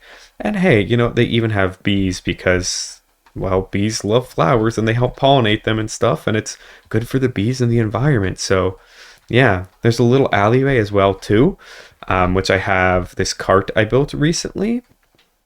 Basically, maybe there's like somebody who backed up their cart right here and they bought all these flowers and plants and whatnot on their cart, and they're going to take them back out to their home in the countryside, which we will get back to later. And it's raining. Well, that's pretty much it for the flower shop. I do want to come around and talk about this street now. I wish it wasn't raining. Dude, it rains so much in this world. Like, it rains an ungodly amount. But it's kind of fun because if I have like my Riptide Trident, I can fly around a lot. I don't have to use rockets, even though I have that creeper farm I was showing you earlier inside the mountain. But, still, I guess anytime I can conserve rockets is cool. This build is kind of like a little Mediterranean style build, I guess you could say. Nothing in here, but, probably just like a little house would be what it is. This maybe is like a bar or a tavern or like a restaurant. I say maybe because there's nothing in it, but I do love the roof. You'll notice I have a lot of like the copper roofs in here. There's another one there. Yeah, this, like, I don't know. There's just something about that like green, blue, coppery color that just like tickles my brain. It's just scratches an itch. But this one here does actually have an interior. Hey, would you look at that? There's a hat rack and a little like kitchen storage set up with a cool little rug. And I had actually used this for a little intro bit. I did a couple episodes back. Gosh, this might have even been like a year ago at this point. I don't even remember. It was a long time ago at this point, right? Within the last year. But then we have a bedroom, a bed, a little closet. And this is meant to be like the home of a detective, because in the little skit I did, I was playing the role of a detective. So yeah, that's what's going on here. Now, if we turn around, this street is very vibrant, and actually even down here too, we have a lot of the streets just totally filled out, which is really exciting. A lot of these have interiors, and I guess I'm going to start with this one because this one's pretty cool. It has a cool like resin roof. It's supposed to be a little hotel, so I want to put like a little fireplace here and maybe like a little place to eat breakfast, but I do have a couple rooms upstairs, so if I need a place to sleep in a pinch, I can just kind of walk in or fly in through these windows, which actually I guess I didn't mention it. I'm trying to keep some common themes in this place. And one of the things you see a lot is the scaffolding windows. That's something I am a big fan of. And then these roofs that like don't really have an overhang. But yeah, the scaffolding and the roofs without the overhang, they're kind of like the two staples or similarities of the builds in I almost said Midtown. Not Midtown. Midtown doesn't have a lot of that. Midtown's all over the place. It's very colorful. New Amethyst. That's what I meant. New Amethyst is pretty colorful as well. But I wanted there to be some like uniform thing tying them together. Some of them do have, overhangs and differences and stuff. Because, I mean, yeah, of course. but not all of them do. A lot of them, like this build, are going to have a lot of similarities. So, anyways, yapping aside, this is the tailor. So you can come and get some armor here. They have a bunch of stuff on display. A bunch of like banners or flags displaying like the materials they use. And then upstairs, I have a couple of like sewing machines is what these are meant to be. So just a couple little variations, like maybe the whole family works here and uses the sewing machines, and they have, dyes and flowers and stuff. And it's a very like eclectic kind of place, like with the blues and the whites and the light blues and the grays, like all kinds of different colors. And same thing with the rugs here. But it makes sense that they would be very like artsy, I think at least. Yeah, but a cool unique build using composters again, using some note blocks, and then the regular mangrove, which I use mangrove a lot for the red, but not as much like the regular mangrove. So this is pretty fun to build. Now let's head down the street a little bit and let's talk about this building here because, well, it's pretty similar to our blacksmith there. I think maybe this would be some sort of like another forge or armory. You know, this is a big city, so we're bound to have some duplicates. But I am interested if you guys have any, you know, any opinions on like what you think these builds should be, or if you think like, oh, actually this should be a movie theater, which, spoiler alert, I do have a movie theater. Well, I haven't built it yet, but I'm designing one. So you get what I mean though. If you have like a really great idea for these builds, don't hesitate to let me know down in the comments, because I would love to hear what you guys have in mind. And also maybe we can get this rain out of here. Let's see. Maybe, probably not. Oh, there we go. Oh, now perfect. So we can fully get this atmosphere as we come down the street and we turn left into the grocery store, which is one of my favorite interiors I've done. It's nothing super special. But I just really liked adding in all of this different produce and, you know, trying to come up with things that would be produce and, you know, like putting in the prices for like potatoes and trying to make, you know, like coral blocks be blueberries, or maybe these are like, I was going to say raspberries. Raspberries aren't this color. Maybe like dragon fruit, I think makes this kind of color. And I don't know, this could be like bubble gum or something. You guys use your imagination. But yeah, we have like herbs and spices up here and like crab traps, which is a nice little callback to earlier in the bridge in the customs place where we had like some stuff confiscated. So who knows, maybe those two areas are more tied together than we think. And I guess I probably forgot to write on the sign, oops. But yeah, it's a cool build. I like how it's very like open air market kind of feel, and it almost like spills into these other builds. And there's nothing upstairs, but you know, the idea again is that this could be like a split level living. So like the folks who own the grocery store live up there, or maybe they rent it out. Yeah, and the little market is, you know, thriving, and hence why we got some like carts coming through, and it's a very busy little street. And these next two builds are a big part or a big reason for that, because this is a little fish market.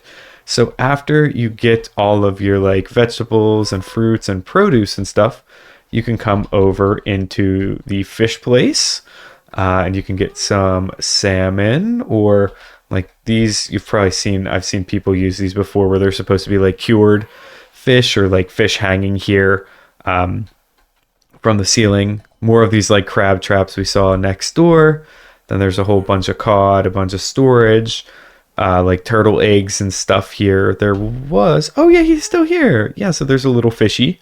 I guess kind of like, it's a little cruel, but kind of like, you know, they have like the lobster tanks at some places where you can like, God, it's so terrible, but you could like pick your own meal or whatever. But this guy is safe here. He is, you know, maybe a little, you know, crammed on space there, but he's not going anywhere. So don't you worry about that.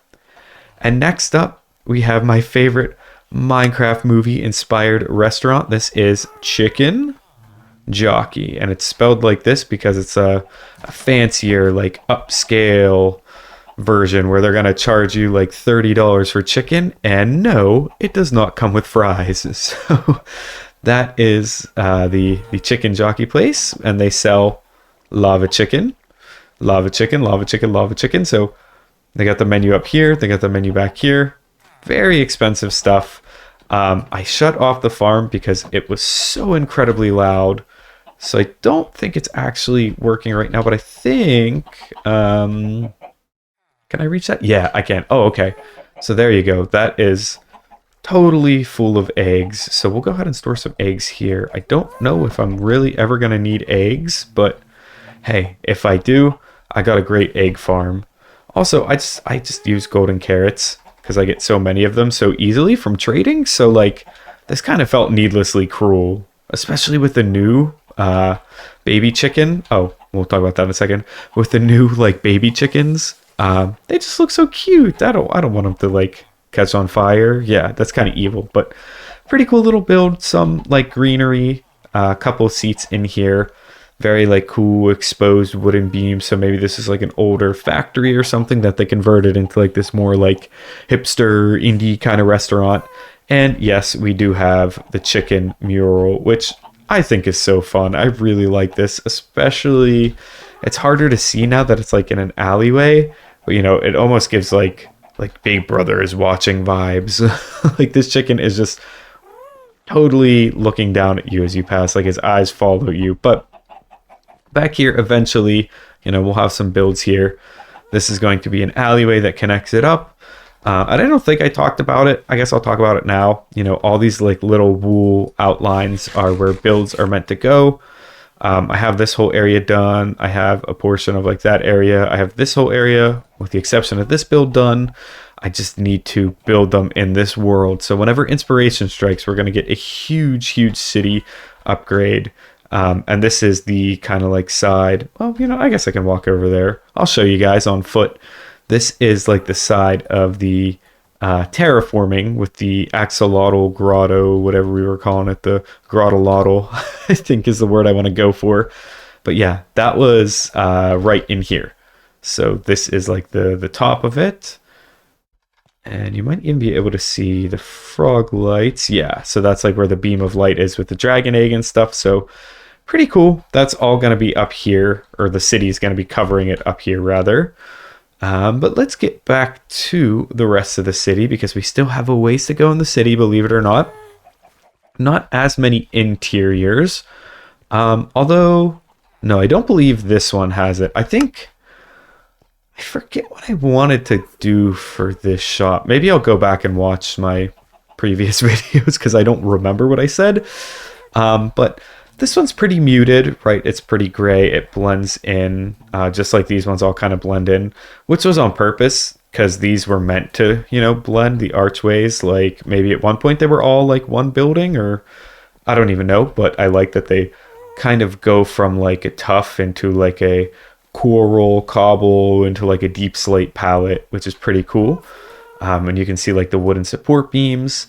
And then we do have some cool foliage and differing windows. So I went with sugarcane for the windows. So more of like an earthy feel. So maybe this place is like an herbalist is what I think I was going for. Very, something very natural though, I think would be cool. And then down here, similar kind of windows to the scaffolding, but they're just trap doors. Yeah, a little awning for a pop of color. And then nothing in here, although this one does go all the way out onto our other street, which we will talk about here shortly. Nothing up top either. Is this spawn proof? Ooh, barely, but it is, so we're safe. But yeah, cool little shop. And then we do have a cart full of like ores and stuff to be smelted. And the idea was that it would go to this factory, which again, we have some like graffiti on, which who knows if that really makes sense in medieval cities again, but you know what, whatever, it's fine. But yeah, lots of like graffiti and stuff throughout. These ones have two big smokestacks coming out of it, like, you know, everywhere kind of has little chimneys on their diverse little roofs, but this one, these are big smokestacks. You can tell this is a factory. These are meant to be like, yeah, fake or like closed, like artificial windows. So it makes sense that they're dropping off ores and stuff to smelt here because, well, again, factory. Factory make ores, smelt, and pollution. Duh. Come on now. Everybody knows that. And it is very industrial feeling in here. We got, excuse me. Gosh, I'm talking too much, you guys. I need to go. There's still so much of this world I have to show you. So I appreciate you sticking around. And hey, maybe if you haven't already, like and subscribe before I lose my voice. I would appreciate it. If not, that's cool too, though. Anyways, factory. I've started putting kind of like fire extinguishers around my world. These like little emergency totems. So in case of emergency, break the glass and, you know, grab the totem. So you could do that, and it's just kind of silly. But also, if I ever get like attacked here by a creeper or like a bunch of mobs or something, and I need a totem, I can just run in and grab it. So I do want to start putting more around the world because like most of them are just in my shulker box here. I have like 30 of them in here. So along with the 3 in my inventory, so I could probably spare some, just kind of dot them around the world just for safekeeping. Got lots of like buttons, some heavy machinery. Also because I use the stone cutter and crafting table a lot, it's good to just have them here. Same thing with the ender chest and some extra storage. And as you guys can see, this is an overflowing, really overflowing wheat farm. This thing is crazy. So in the authorized personnel only, I believe, we can get down here and see the, can I get in here? Yeah, I can. So we can see the different wheat farms. So there's 1, 2, 3 separate little columns. But each module is it 2 high or 3 high? I thought it was 3 high. Yeah, it's 3 high. Okay, good. I thought that was broken. Whew. Not that it matters because I have 9 of these. So if one of them doesn't work, that's probably okay. This honestly produces more wheat than I could ever use, but I do use a lot of packed mud and stuff, especially like you guys see on the pathways and stuff. So I kind of need to have a lot of it. But basically this works. The villagers here harvest this. They try to throw it to these folks in the middle. Obviously sometimes it gets stuck, so it's not totally lossless, but basically they try to throw it to their buddies here to trade with them, or like swap items, however that works, and it falls down here into a water stream and gets sent all the way back up through these water streams, which I'm pretty proud of how this works. It's aesthetic, and we have some pipes up here that don't actually do anything. But these ones are actually functional, the bottom one at least. So, dang it. Oh no. Stepped on the pressure plate. Oops. Oops. We'll fix that. Yep, but stuff comes up here, goes into the hoppers. Obviously it's pretty full, so maybe we need to make some sort of like auto crafter for this at some point. But for the most part, this thing is pretty darn efficient. We're going to go ahead and sleep here real quick because I am scared of the dark. Again, everything lit up. But, one, it's harder to see stuff on the world tour at night. And 2, scary. So, you guys get it. The vibe here, like the story, lore, whatever you want to call it, here was that this was like an old house or like a little building, maybe like a smaller office or something. Maybe this burned down in an incident caused by the factory. So maybe that's why people don't like the factory. It's polluting, it's destroying the homes of neighbors and stuff. Just kind of bad vibes. I did do, here it is. I did do a little bit, or a little like sketch, whatever you want to call it, where I had actually it was the detective one that I was telling you guys about earlier, but basically down there, I'll go back, sorry I went too quick, but basically in here, this is where there was like the I think it was for the sniffer farm, there was a sniffer egg in here, and it was like this big scary moment, like grand Indiana Jones type reveal going on in there. Just kind of silly, but we have fun here. We're goofy. So there was that. We'll get to this guy here soon. He is so loud. Sorry about that. I should have put him inside, but this is a tea shop. So I talked earlier about the tree being kind of sentimental because of my grandfather. This is more sentimental because of my grandmother. Basically, I built this tea shop for her because we, growing up, always used to go to tea like every year around the holidays. That was like a thing that me, her, and my sister did. And it was like just the coolest, like best tradition. Super good memories, super good vibes. So I tried to build this, and yellow is her favorite color. So I tried to do like a cool, like yellowy palette, I guess. I tied in with the looms. I love looms. They're like my favorite block. I have them everywhere over there too. And yeah, and just some like more neutral colors to tie it into the rest of stuff here. And inside, this place is very eclectic. You know, we got these big, beautiful, like winged back chairs, you know, your cups of tea. And then we do have things like crafting tables and whatnot, flowers and stuff, but all over the wall, all kinds of like signs and paintings and pictures and, you know, memorabilia. Basically, like, I think the vibe was maybe travelers, you know, come to New Amethyst, hence the amethyst here.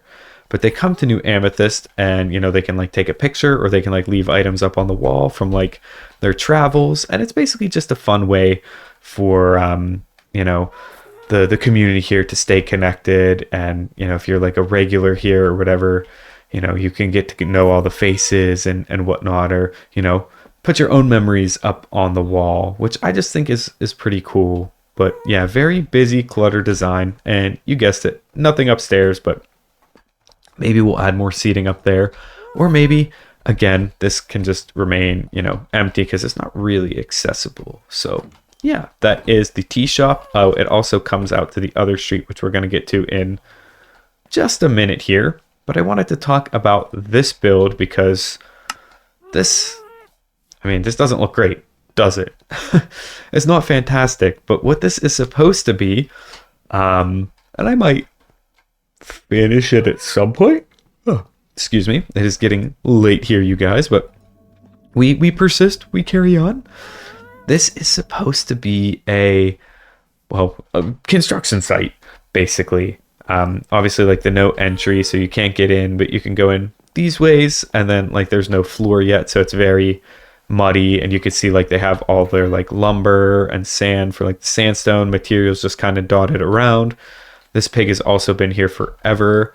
Maybe we need to call him like the foreman or something, or like, I don't know, call him something, like construction worker, because that would just kind of be funny. I think he's stuck there. Are you stuck?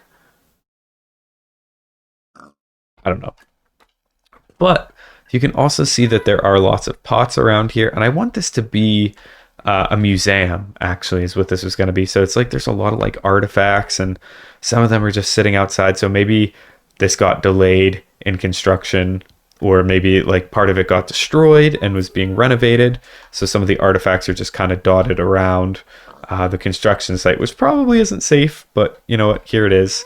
And I like the fact that, you know, the scaffolding, it kind of works as like the insides of the walls almost. Like maybe they would put like the insulation, and then like, you know, if you guys have ever done any like work on a house or anything, they'll put up like, what is it, like the plaster or like the drywall and the plaster and stuff, and then, you know, you paint it and all that good stuff. So yeah, maybe that's what they're waiting to do here. But when we work on Salmon Cove, our big shipping village and stuff out there, I want to make sure we put like a barge, and maybe even somewhere along these pathways, we put a cart with like materials coming here, and like a barge of like sand and like wood and whatnot. So maybe like these materials, there was a delay in the shipping and the barge is just getting into Salmon Cove. But to have that like little extra bit of storytelling and whatnot. So next up, I want to introduce you guys to my good friend, Jasper the Friendly Ghast. So obviously a play on Casper the Friendly Ghost. If you guys have ever seen that ancient movie at this point, it's as much a relic as the artifacts in this museum. But we got Jasper the Friendly Ghast, and this is the Happy Ghast Garage. So I'll show you guys the outside first. It is meant to be like a garage, so there's like a garage door on the side.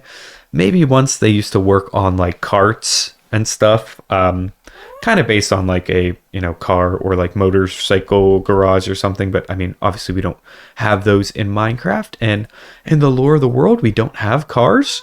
So what do they need garages for? Well, they're happy ghasts. So this is actually a functional garage. Now I wanted to make it look like they had these chains and stuff to open the garage doors.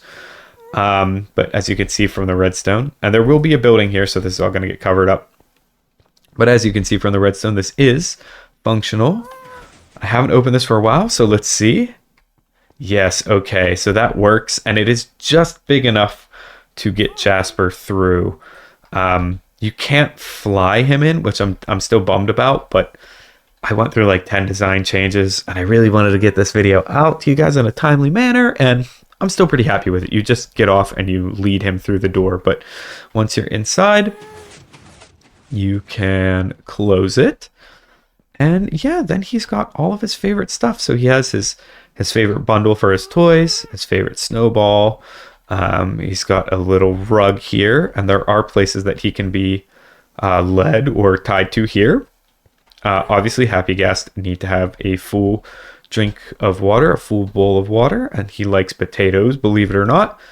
And then, you know, some little trinkets from our adventures, like flowers and stuff, and maybe one day we'll put some like more meaningful stuff on these shelves. And then, you know, just some storage kind of dotted around here. But more the like industrial lighting because, well, it's a garage. And then, well, ignore the redstone. It's a little messy up here, but I do feel like that kind of fits the vibe aesthetic of a garage. I have a place to sleep and store stuff. And then I have some trophies here.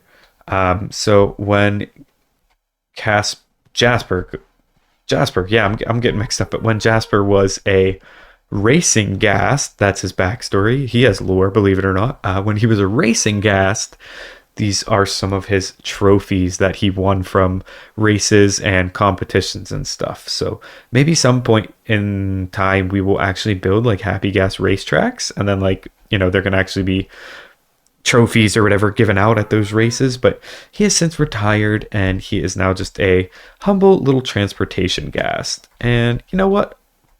I think I'm going to show you guys how this works because I'm pretty proud of it. And I made like 5 different doors. I took hours on that door alone. So you know what? We're gonna bring him inside. He does get a lot of outside time. And he helped me build like a lot of this stuff over here, like that tree. And I do take him, you know, along. And I think the Happy Guest is like a really cool addition. So he gets to come along quite a bit. But yeah, as you could see, he just bloop comes right in here. And yeah, once it's a tight squeeze, but once we get him in more, he can fly around a fair bit. So we'll just put him there for now. Let's see, buddy. Yeah, there you go. So he can just kind of hang out in there, and he'll move around, I promise, once he's feeling it again. But we'll leave that closed for now so he doesn't try to run out. And you can kind of see here, this had to be walls, but shh, you guys won't. You don't tell anybody. That can be our little secret, huh? Yeah, we don't have to tell anybody about that. Okay, continuing the tour, going this way. You can see pathways still need done here, but this pathway is pretty textured. I want it to be pretty rough. New Amethyst is meant to be like nicer and obviously bigger than Midtown, but much closer together, and you know, they get a lot of visitors, so they're gonna be, you know, lots of stuff worn down from foot traffic and stuff.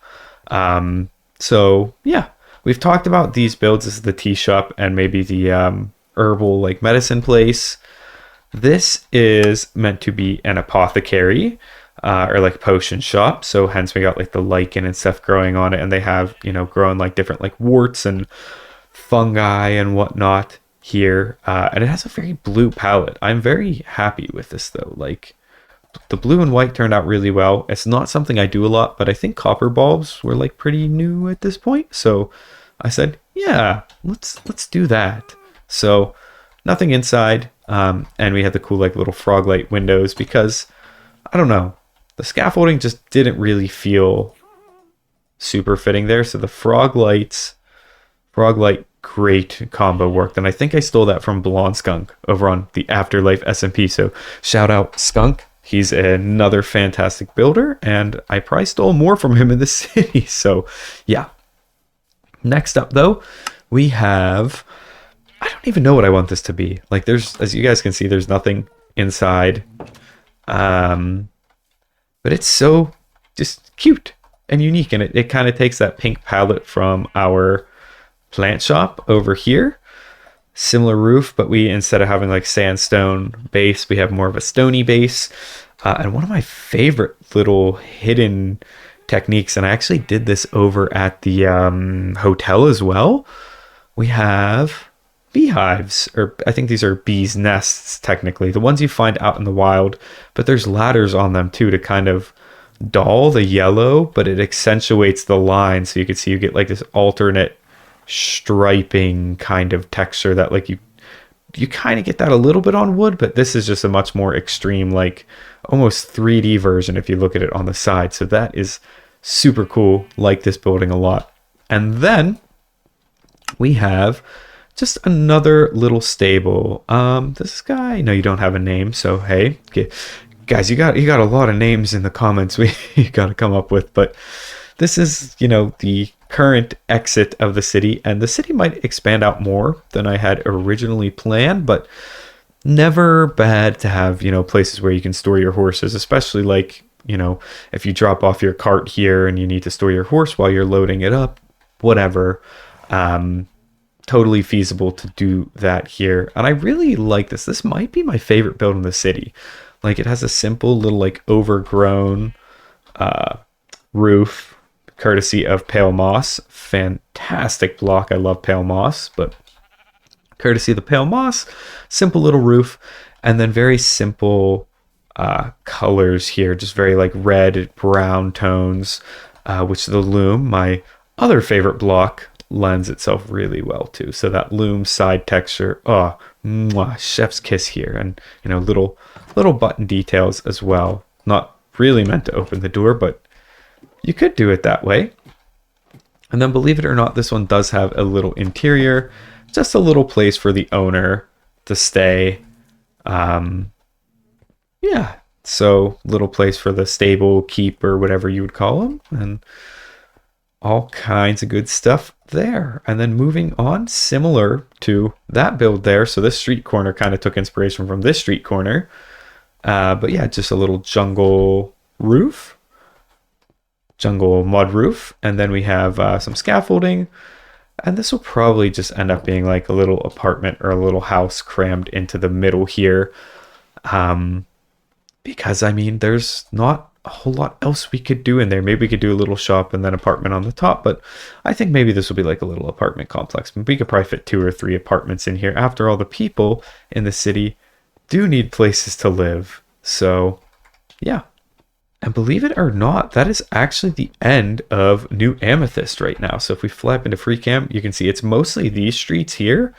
And then this area here, we still need to kind of fill in the middle of it, and it'll probably expand out around here some as well. So this is, I don't know that we'll get this done by day 4,000. In fact, based on some of the projects I'm preparing for out this direction, and honestly that direction too, I don't know that we will. But I would like to still make some big progress on it. Like, I think we could probably fill in this area if we work really hard, but yeah, we'll have to see. That'll be a lot of grinding, a lot more material resource gathering, but it'll be worth it. It'll be pretty fun. And speaking of pretty fun, I want to talk about the next area here, which is the countryside.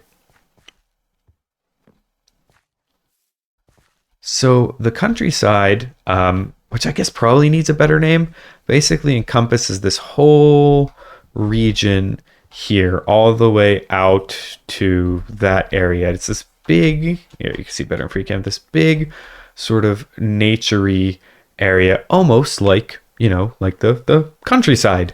So it's very open. There are like little points of interest and stuff, but there's a lot of farmland, things of those sorts. And that's kind of what I wanted to like contrast the city with, because we do have a lot of city. We do have Midtown, but by Midtown, we have a lot of nature and the mountain and stuff.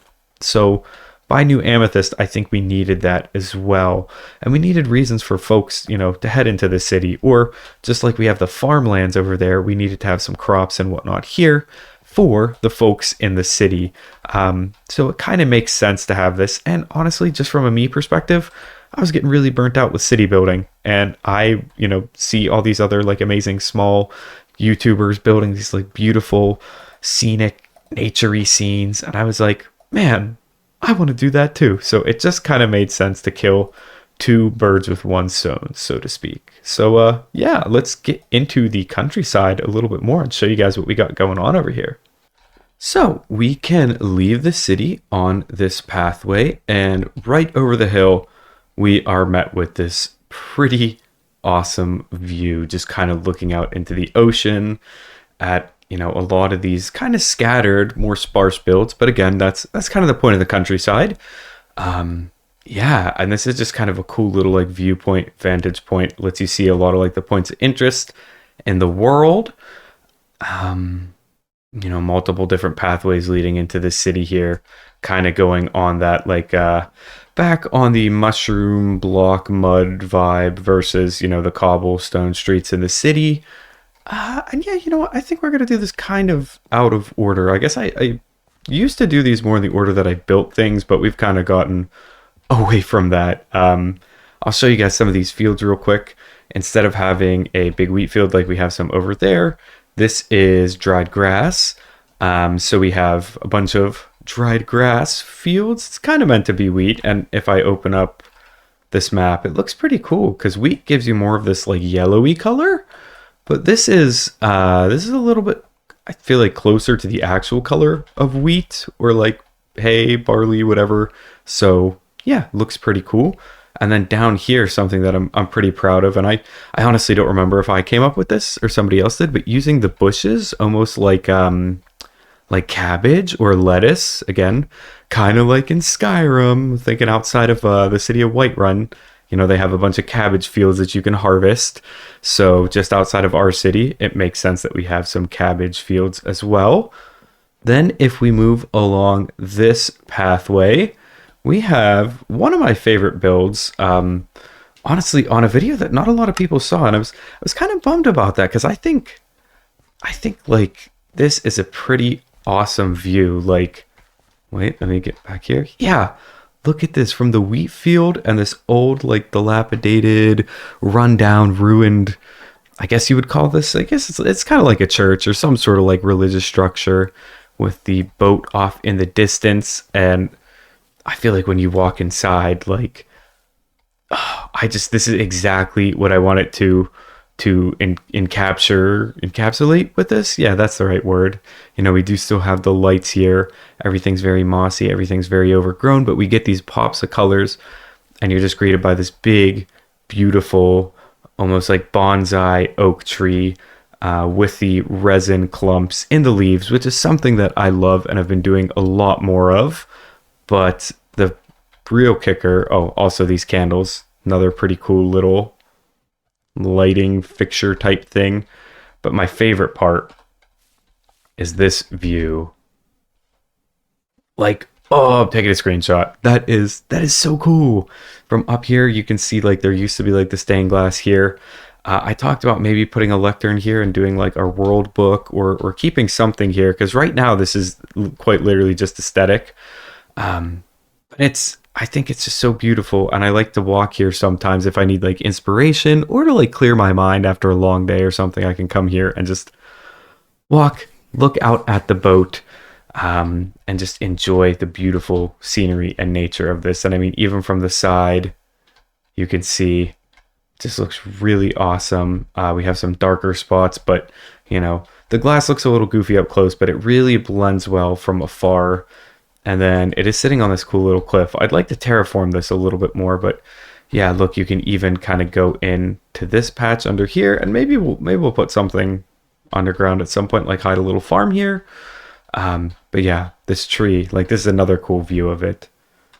Just a super fun build. I had so much fun designing this one, like with the wooden supports and the archways, and you could see like where maybe some of the stained glass windows were on the side, like the frames, the archways are still in place barely.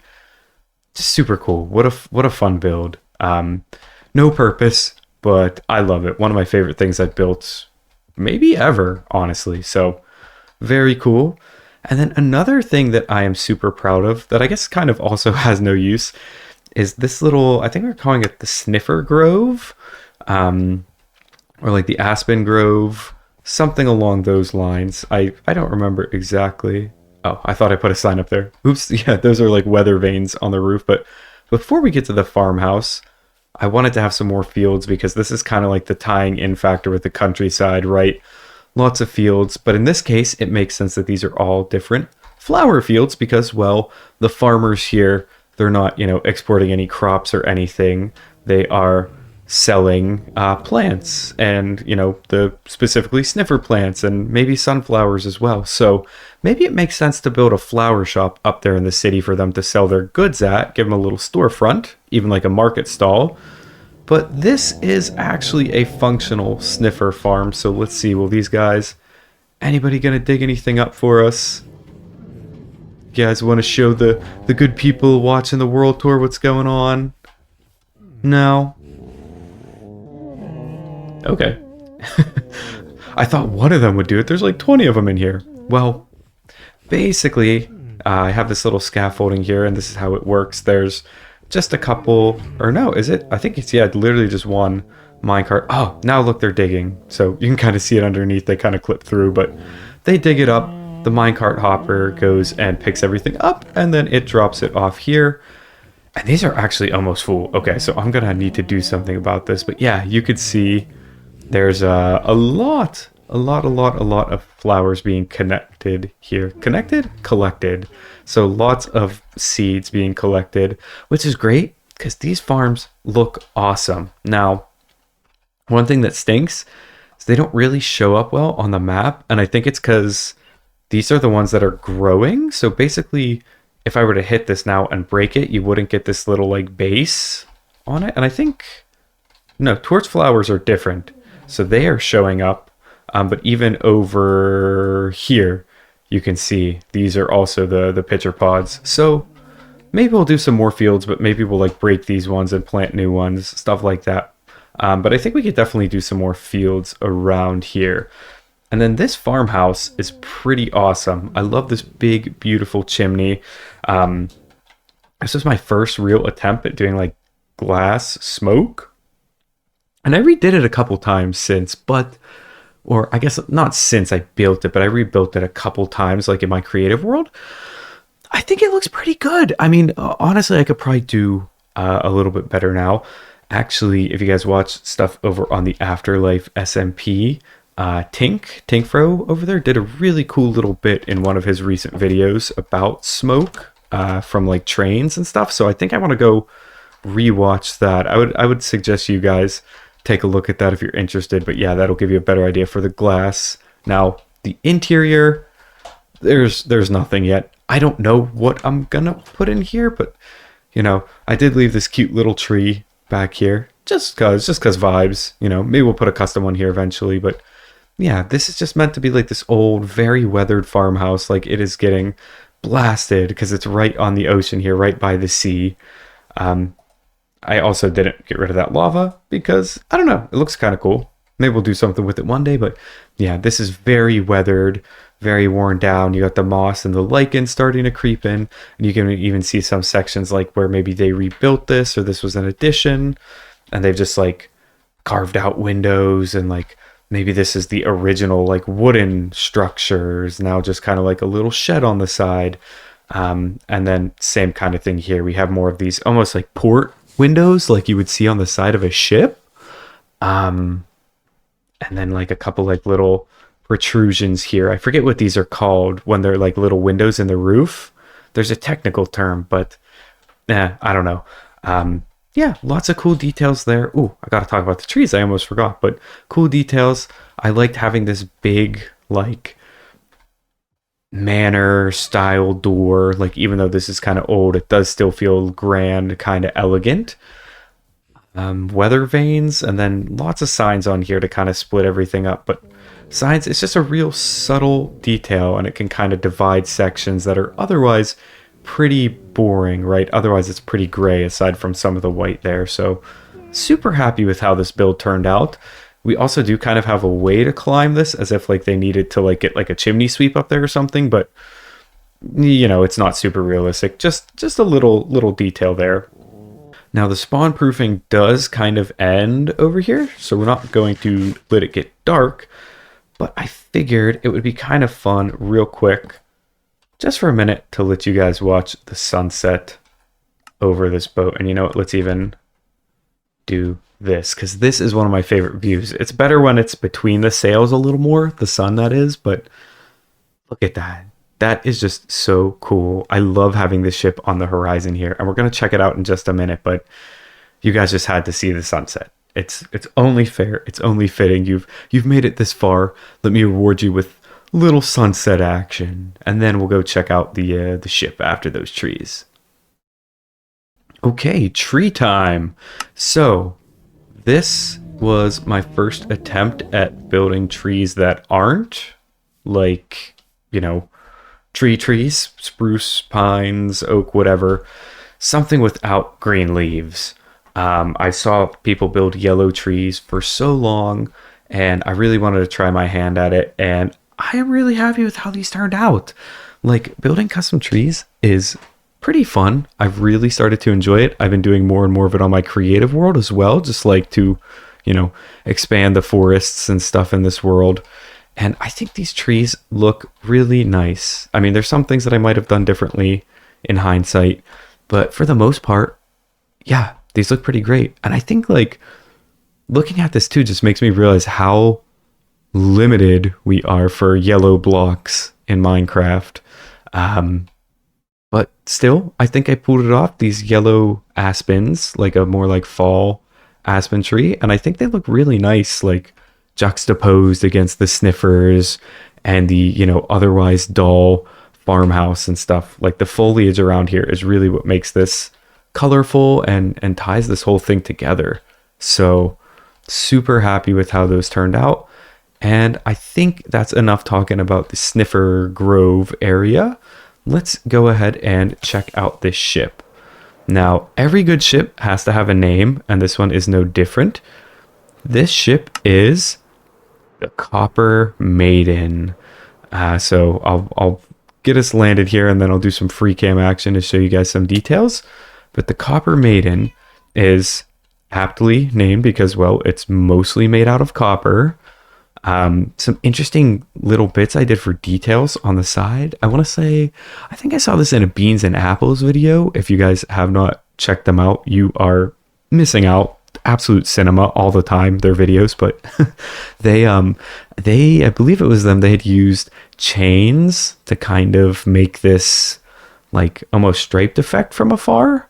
So you can see you kind of get that effect as if the ship is like more worn or like it has stripes, almost like that's like some sort of like green wooden plank kind of feel on the ship, because most ships are wooden. It wouldn't really make sense to be copper, but I digress. We also have some candles here, kind of coming up with the same effect, or maybe even if they were like barnacles or like cannon ports or something. Real technical term, you guys.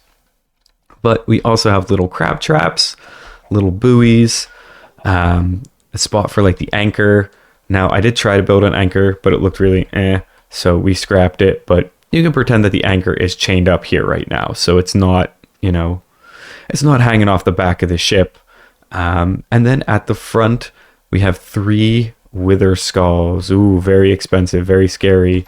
Almost as if, like at the front of some ships they'll have like a mermaid or like, I don't know, like a trident or a serpent or something cool at the front. This was kind of my take on it. And maybe I'll try to build like an organic structure at some point on another ship. But for this one, I'm pretty happy. And we're going to stay in free cam to look at the sails and a lot of the wiring, I guess you'd call this. Or I think this is rigging, I think is what you call it on a boat. Yeah, that sounds right. But the sails, pretty cool. If I do say so myself, I'll pat myself on the back. There we go. They are, just this kind of off-white, so as if they were very worn. And the wind is kind of catching them straight on. I tried to do some angled work, so you can see that they are curved. And this one goes back even a little farther, along with the little flags at the tippy top there. But more than anything, I think I am proud of just the kind of coloring and texturing, because if we go from, far away, all of a sudden, like it does kind of look like they're moving, like it does look like they are worn. It doesn't look like just one color. So I am really, really proud of that and how it turned out. And then even with the masts, even though they're a little crooked, we have to use our imagination a little bit. You know, this is baby's first ship, so cut me some slack. But there's lots of really cool rigging between them. I did study a lot of different ships and pulled up a lot of different references when building this, and I think it turned out pretty darn good. I'm pretty happy with it, and you can't really get all the way up here, but we tried to make it look like you can get up here. And we're going to talk about these guys now because I've held off long enough. This ship is captained by none other than Captain Hugo himself. So Hugo here mans the wheel. We do also have some chickens for some extra like ropes and supports, structures like that. So Hugo keeps the chickens in line. Those are his crewmates, or his crew. And then up here we have the first mate, Polly. So Polly and Hugo are sailing the seven seas together and looking good doing it. Like, they're doing it in style. They also have some extra storage, crab traps, anvils, grindstones, all kinds of stuff you might need. This is meant to be like a fishing net, so they would throw this over, you know, to catch some fish. Or who knows, Hugo might be Hugo probably doesn't like the water, being a cat and all, but I bet you he does enjoy the fish. So it's kind of like the risk is worth the reward for him. Maybe that's his motive here. Who knows where he's sailing? I do know that the interior of this is not done, and it's going to be tricky to get out of here, so I don't know why I jumped down, but I wanted to show you guys it wasn't done. Oh my gosh, am I stuck? Okay. I might have to fly out of this. There we go. Okay, now we could use our trident to get back on the boat. All right, that worked. We took the scenic route, but yeah, that is the Copper Maiden. We're gonna go ahead to shore here, and maybe we'll have to build some stuff in Salmon Cove, like a port or a couple like port cities on the on this big land mass here, because it makes sense that, you know, they have to be sailing somewhere. So who knows, maybe some stuff around here, then down in Salmon Cove. But for now, let's talk about this. This is based off of, and I have a credit book in here somewhere, but this is kind of my seaside cabin based off of a picture I found. It's either on Pinterest or Instagram, but either way, I have credit to the original creator in here, but I changed up the color palette entirely. And this was more so like an experiment in color and texture than anything else. Like, there are so many blocks here, but in a weird way, I think it works. I mean, it's pretty busy. I don't know if I would build in this style all the time, but every now and then, and it does kind of have the feel of, again, this is getting hit pretty hard by the wind. So this has been, you know, boarded up a whole bunch and, you know, kind of stood the test of time, even though it's overgrown. But this little seaside cabin has really held its own. Yeah, even though it's just getting blasted here by the wind. And guess what? It has a whole interior. So inside we have some storage, maybe a little place for whoever lives here to cook. Maybe this is like another captain of a ship and they'll, you know, stay here, or a place for like weary travelers to stay. There's even a little bedroom in here with some cool paintings. Upstairs we have the creepy attic with the ominous, almost like glowing bookshelf. I think I put some sort of lighting over here. Oh yeah, the lighting on the roof. So it kind of looks like you're almost being called to this, you know, through all the clutter and the random storage bits and bobs. And then on here we have, this was pretty heavily based on, it was ted146.builds.mc on Instagram. So they do have some really cool stuff on there. I would highly recommend checking them out. And if you want to see the kind of original, what this is based off of, be my guest. I think it would be really cool to check out. So let's see. It's still daytime. So we can go ahead and see the rest here, because this place does have a purpose. Although it's kind of hard to see right now, so I'll show you. This is basically a little foliage farm. So I can take all of these ferns, and these dispensers are filled up with bone meal, or at least, yeah, they should. I'm running a little low, but there's some redstone set up, nothing too high tech. And I can press that button. It'll grow the ferns, and I can use my shears that are sorely in need of repair to break all the ferns, and all of a sudden I went from 16 to 32. So again, not super efficient, but it kind of serves its purpose for me now. And it's great for, getting a small number of, short grass, tall grass, and short dry grass, ferns, bushes, and firefly bushes really quickly. And then of course, ender chest crafting table, because trying to keep these places functional. And believe it or not, I do use this place a fair bit. So I'm over here more often than you would think, honestly. Now, continuing through the countryside, we have some more farms.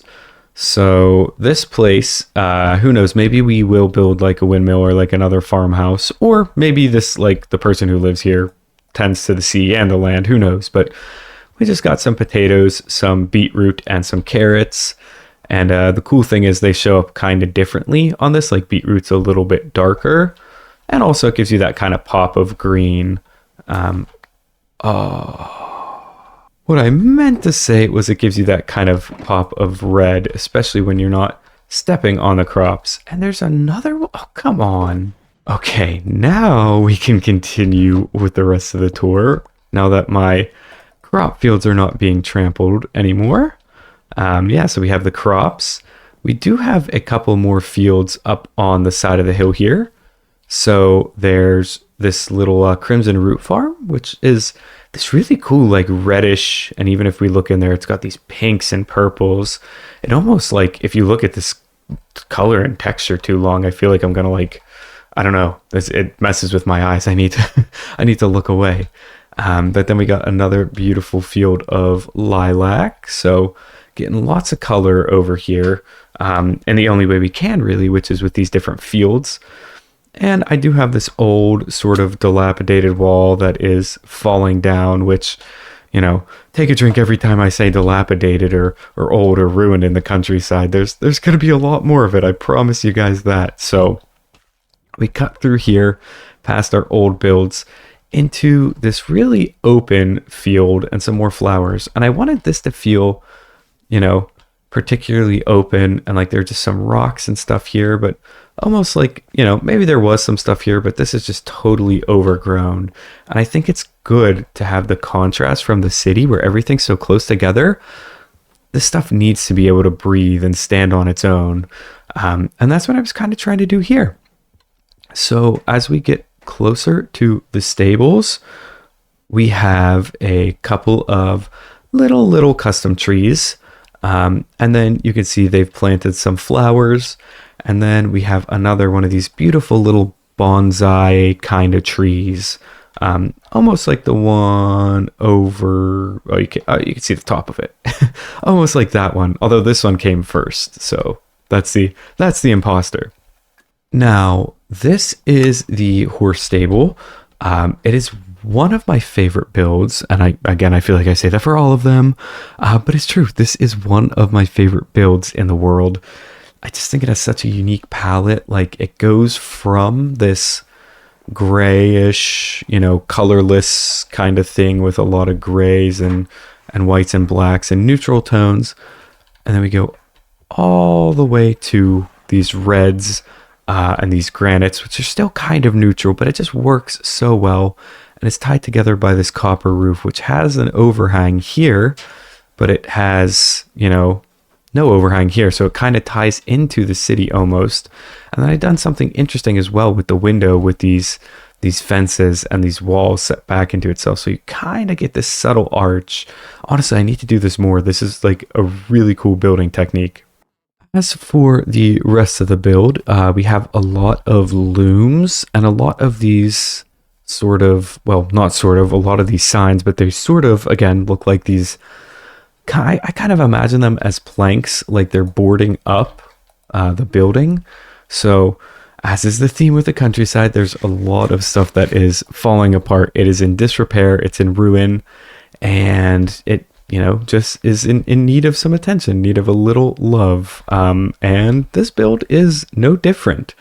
Now, this build does have a purpose. It is to house my 5 best horses. Number 5 being Manchego. So he was our fastest at one point at, if you look at the top left of your screen there, at 13.219 meters per second. Then we have Ketchup at 13.35. Fettuccine at 13.48. Relish, who is, oh, that's why they're looking at me. I have a golden carrot. Oops. But Relish in the gold armor at 13.5. And then we have Mayonnaise, our current best horse, who I just got recently. So I kind of forgot his name. Sorry, buddy. But he is at 13.85. I think the fastest horse is 14.23. I should know. I do a lot of horse breeding and stuff over on the SMP I'm a part of. But yeah, Mayonnaise, our current fastest horse. I haven't done a whole lot of horse breeding in this world, at least in comparison to other worlds and servers. But the horses that, aren't quite up to speed get to live out their days peacefully here. And eventually, I'd like to have them dotted around the world, like maybe walking through the forest or manning some carts, or maybe the donkeys will have like their own like little like taxi service or something. But for now, they got plenty of wheat to eat. There's plenty of water, and I gave them a little home instead of the cruel alternative. So that's why I don't do too much horse breeding, because I don't want to have to call the herd, so to speak. But inside we have leftover wheat storage, and believe it or not, we do have stuff in a chest. We have a couple of name tags. We got a lot of hay bales, courtesy of the wheat farm, a lot of saddles, a lot of leads, and then upstairs just a bed, a little area to set my spawn. And then I think, oh, that's right, so I had some ideas in here for the countryside. So I kind of forgot about this. I'm not gonna lie to you guys. So maybe we need to get back and use this book more. But I thought it was a cool idea to have something different in the world, and just kind of make use of this whole interior. So there's still plenty to do in this area, at least in the future, but this isn't where the countryside ends, at least not yet, because we do have one other place to check out before we get to one of our final stops on the world tour. So the countryside actually continues and ends right up here with this last little ruined building. So this is kind of the end of it. As you can see, the countryside extends up here, and I guess maybe we could put more, but again, we do want to leave it as this beautiful like lush open area, but maybe a field or two up here couldn't hurt. But it's actually perfect that it's turning nighttime, because this beautiful little ruin, which we'll show you a little bit more of, is actually a resin farm. So if I just go down this scaffolding here, maybe we'll get to see him spawn. Maybe not. There we go. Okay, so if we just hit this, oh my gosh, I almost forgot his name. If we hit the creaking here, he's gonna go ahead and produce resin. At least I think, yeah. There you go. So on this bottom log, we get resin, and then there's a piston here. The observer detects when the resin goes on the side, and the piston moves it, it breaks, and then we get all this resin in here. So it's a pretty simple little farm. I can get like a couple stacks a night, but I have to stand here and click the whole time. I will probably make a bigger one, because I did not realize that the creaking hearts were craftable until just the other day. I think if you have resin clumps and one creaking heart, you can like duplicate them, I guess, kind of like armor trims. Don't quote me on that. I've never done it. I still don't know if that's right, but yeah, I'm pretty cool nonetheless. I just needed some resin for the roof of the hotel, but resin's a pretty cool block, honestly. I think it's kind of overhated, underrated. So if I do anything with orange, which I probably will again at some point, I'm going to need a lot of it. So who knows, maybe one day we will build a bigger farm, but we're going to leave this guy behind for now. We'll take our resin, and I will continue on with the tour. Okay, now that it is daytime again, we can kind of take a little look at the inside of this dilapidated building. So very similar to the last one we looked at, which, well, I guess it was the one with the tree over there. But we do have some like wooden rafters, maybe for like where the second floor was. I mean, you can tell this one looks like it had 2 stories, but it's very overgrown. And actually, we have some flowers and stuff growing in here. Also, I love hiding the what are they called? Oh my gosh, I want to say frog-like bushes. That's not right. The the glowy bushes, the firefly bushes. Yes, thank you. That's what it is. But you get these particles, and it almost feels like inviting with the particles. It's kind of like calling to you. There's something like magical about it. But yeah, this is a pretty cool ruin. Again, lots of darker blocks kind of at the base mixed in, and it kind of gets lighter and mossier as we grow up. And again, just I love using moss and pale moss especially, because it looks like you get stuff like growing out of the stone and brick of the build, like it's that old. But a pretty cool shape. I was really proud of this shape, as if, you know, maybe this was like a tower, guard tower, like lookout or something, you know, and it extended up here, but you can see it's kind of crumbled down, and there's various points of dilapidation, we'll call it. Yeah, it's just really cool. And it's again, literally just houses that resin farm, but I'm super happy with it. And I think just even for little things like that, having a nice, simple, beautiful build just can really start to fill the world and you know, catch your eye, and just, yeah, I don't know. It's almost inspiring to have all this kind of stuff around here. So I'd love to add more ruins to my world soon. In fact, I have some plans to add more, because building ruin stuff is just cool. It's just fun. I love it. So we'll continue along the pathway though. Before we get to our tree, I want to stop over here at this little city, which is called the Copper Orchard. So this place is pretty cool. It's pretty unique. And it is made entirely for the copper golems, because when they first came out, I saw that, you know, everybody was, you know, putting them in these contraptions and stuff. And it almost kind of felt like they were being tortured or something. I was like, you know what? No, I want to do something different. I want to give these little guys a home, a place in the world. So that's what we've done. We built them their own little city, little village here, complete with multiple different buildings that are going to serve some purpose for us as well. So Trims R Us is kind of a reference to a shop I did in season 5 of the Afterlife SMP, but more importantly, this is going to be where we keep armor with our armor trims. So I want to display some armor trims, which I think would be really cool. So once we get some more of those, we can display them here. And I do have chests dotted around so that these guys will kind of walk around the environment. Like, for instance, I think there's one in here. Yeah, there's a couple in here. There's even a stone cutter in here, actually. That's handy because I use stone cutters a lot. But yeah, this build, nothing really yet, but it is pretty cool. I like the brick face, doing some different stuff with candles on the roof. The backwards shelves are really cool. I think that's a really cool doorway. And I was really happy to find that the copper golems can open doors right on cue. And look at that. He wasn't even looking. He closed that. That's awesome. So we get them kind of cycling around. And actually, if you guys think way back to the beginning of the world tour when we were, I don't even know if you could see it. Oh, hello. Well, we'll talk about that in a second, but I don't even know if, yeah, those farms out there, can you see him? There was a copper golem wandering around, like right over there. I think he's out of render distance. But yeah, you could see some of these guys are starting to wander off, which is interesting because I don't know. I thought they would stay in this area. I did place like 30 of them. It's probably way too many. So maybe that's me, my fault. But yeah, one of them made it as far as over there. And some of these guys are now stuck on this roof. I guess they would have had to jump, or maybe they could have like fallen onto the tree. I don't know. These guys like to wander.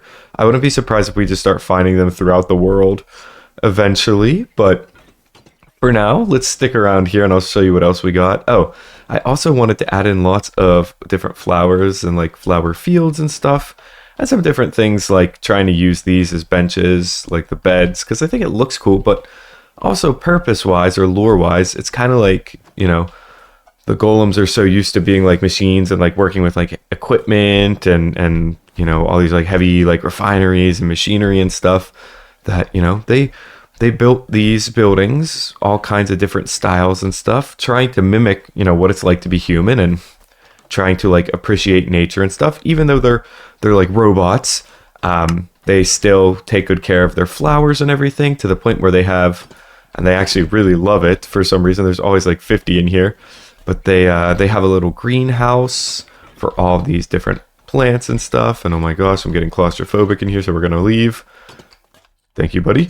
But yeah, just a little bit of lore. Like they are, you know, trying their best to understand what it means to be human, or to have like a life of their own, kind of. So kind of wholesome. They're doing their own little thing, and they've taken from all kinds of different build styles around the world.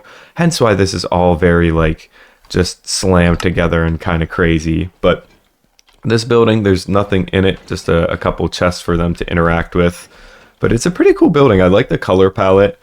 Did some interesting stuff with like the carpets and the chimney and stuff. And then of course my favorite, again, this is right when shelves were coming out, little shelf tech for these shutters. Looks pretty cool. So if you're kind of walking along the pathway, yeah, you get a little stripe of brown in there, so it's not too bright white. It doesn't totally distract you from the rest of the build, but it's pretty cool. And then even doing the carpet lining the trap doors for the little overhang, I thought was a nice touch.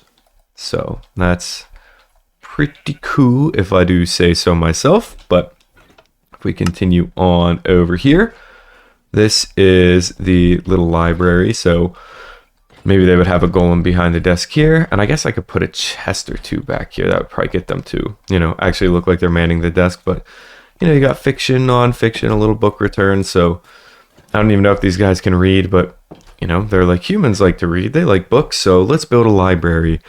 And then I think for like a function for me, I could put like a bunch of like low-level enchanted books over here that, you know, probably wouldn't really use, but maybe I'll need them at some point. So upstairs, not much going on, but we do have a little golem up here. I thought they could climb ladders. They cannot, so this guy's stuck up here, sadly. But he does have a little chest, and we can see like motion. I almost combined motion and movement. We can see motion or movement through the glass windows from the outside. So it's like, you know, there is somebody working up there. So it gives that, you know, build a little more life. And now he's not moving. Okay, well, just take my word for it. You might see him while I'm talking here.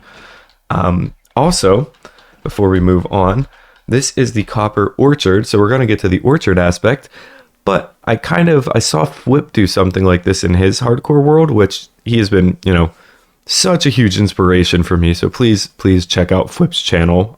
If you haven't already, you probably already know him, but he built this really cool mural with like the world tree. So I thought it would be cool to build this mural of these like little trees in our orchard over there. So they're like these vibrant and dull greens, right? Kind of representing the leaves. But then we have these like little pops of orange and like a lighter, like tannish color, almost like the fruit that these trees produce, which you can see, we're going to get to it soon here, but you're able to see that these are kind of replicating those little trees. And then we make our way to the little temple here, which this might be my favorite build.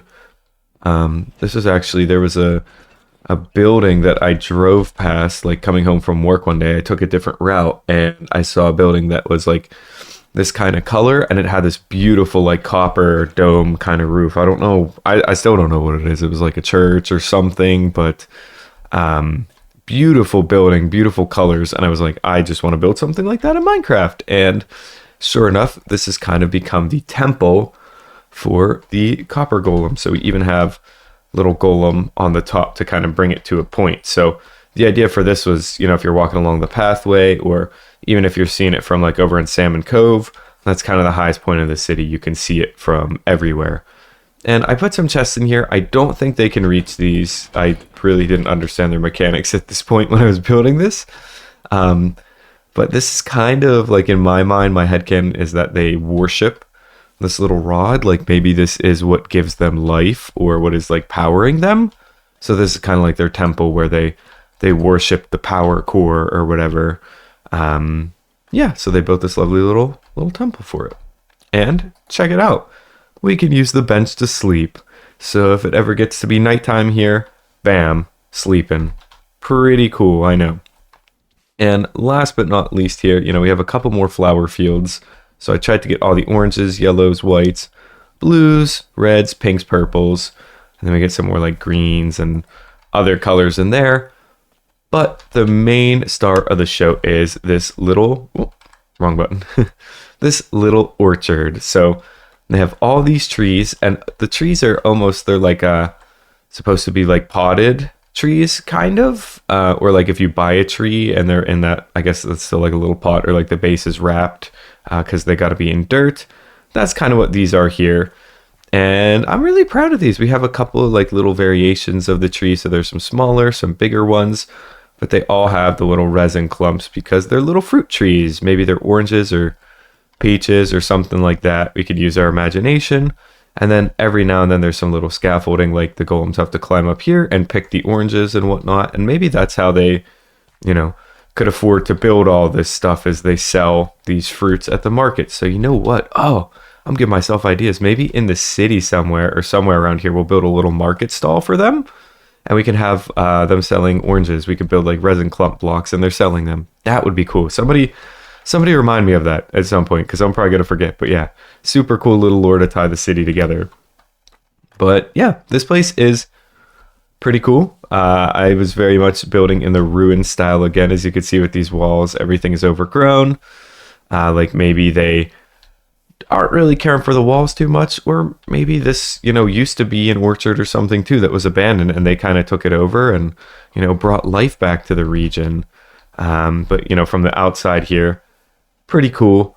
Nothing too special, but just lots of like cobblestone, lots of like little holes in the wall using like upside down stairs and stuff and slabs. But I also put a little wheelbarrow here, which is cool. A couple little more things they can climb up, and yeah, just lots of foliage. So this was a really fun part to build. Honestly, this whole project was fun to build. I mean, it was a lot more materials than I realized, but it's such a cute little area in the world.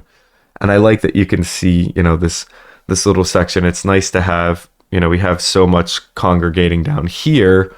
It's nice to have some more depth in the world and some more distance. Hence why we want to expand out here.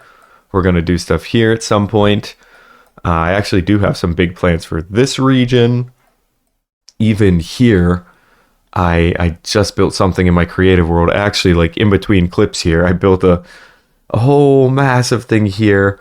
I've been working hard on Salmon Cove area, and even some stuff out this way as well. So if you guys are enjoying this, as we are wrapping up, we have like maybe one or two more things to see. Stick around, because I have so much planned for 4,000 days. So I don't know if I've done a shameless subscribe plug yet, but maybe subscribe if you've made it this far. I mean, we're like an hour and a half, 2 hours in probably at this point. So hey, I would really appreciate it. And I think that maybe you might enjoy some of my other content. So yeah, thank you. Anyways, back to the world tour. We've seen this quite a bit in the distance. I'll give you guys a good angle from down here, but we've seen it quite a bit. This is my spooky dead tree that might get leaves eventually, especially now that it's springtime. Maybe we'll do some leaves on it, but for now, it is barren. And we do have some birds and stuff, but I built this, actually, I think this video came out on Halloween, and we have a different little pathway, a smaller one, but you can see there's lots of jack-o'-lanterns. There's a soul lantern. This is a very like dead foliage and stuff. It's still overgrown, but a lot of stuff dying. A lot of these like differing rock formations with like the mud and the dripstone and all that good stuff. And there's even a wither skull here. So, ooh, beware. It's very, very scary, very ominous. Ooh, like spooky. And It's a cool tree though. This isn't my favorite angle. Like the sides, it doesn't look great. Not my favorite from the sides, but you know, you're kind of distracted because you have this cool little like rock formation here, some custom terraforming. And we can ignore this path. I was doing some experimenting with this at like day 1000. I had a whole different plan for Salmon Cove at this point. But this path is probably not what we're going to use. In fact, it's definitely not. But this rock formation is what we really want to turn our attention to, because I think that this looks pretty cool. It's, you know, it's a lot of like deep slate, a lot of darker materials as you get down towards the bottom. But I think it really works. And this is just such a cool view of the tree. I'll show you from the bridge in a second too. But if we get up close, you can see I've actually put a good bit of like dripstone. There's some granite as well. And actually I started using, it's a little more expensive, but the raw iron blocks, super cool. Super, super cool. And obviously they would stick out a little too much. So we're using, I think this is just, yeah, gray glass panes. But when you get farther away, like right up close, it looks a little goofy with the glass. But from here, it's so nice and muted. Like you still get that pop of color, right? Which, you know, makes sense. This isn't going to be all just one black or gray color. There's going to be some stuff mixed in, hence like the tuff and everything. But then this glass, it just really gives us that little like pop of this reddish orange, which is something that I was really happy with, really excited with. So we'll go over here and from the bridge. So the idea is you're coming from the farmlands. Gosh, that's tricky to say. And we're entering Salmon Cove, and boom, you have this big, beautiful view of the tree. And I mean, there will be stuff dotted around here, but I think I want to make sure I maintain this sight line because that's just so cool. You know, you can like kind of see it here, but as you walk through, you're like looking around the office here, and then, oh my gosh, look at this. Like, wow, crazy beautiful view of the tree.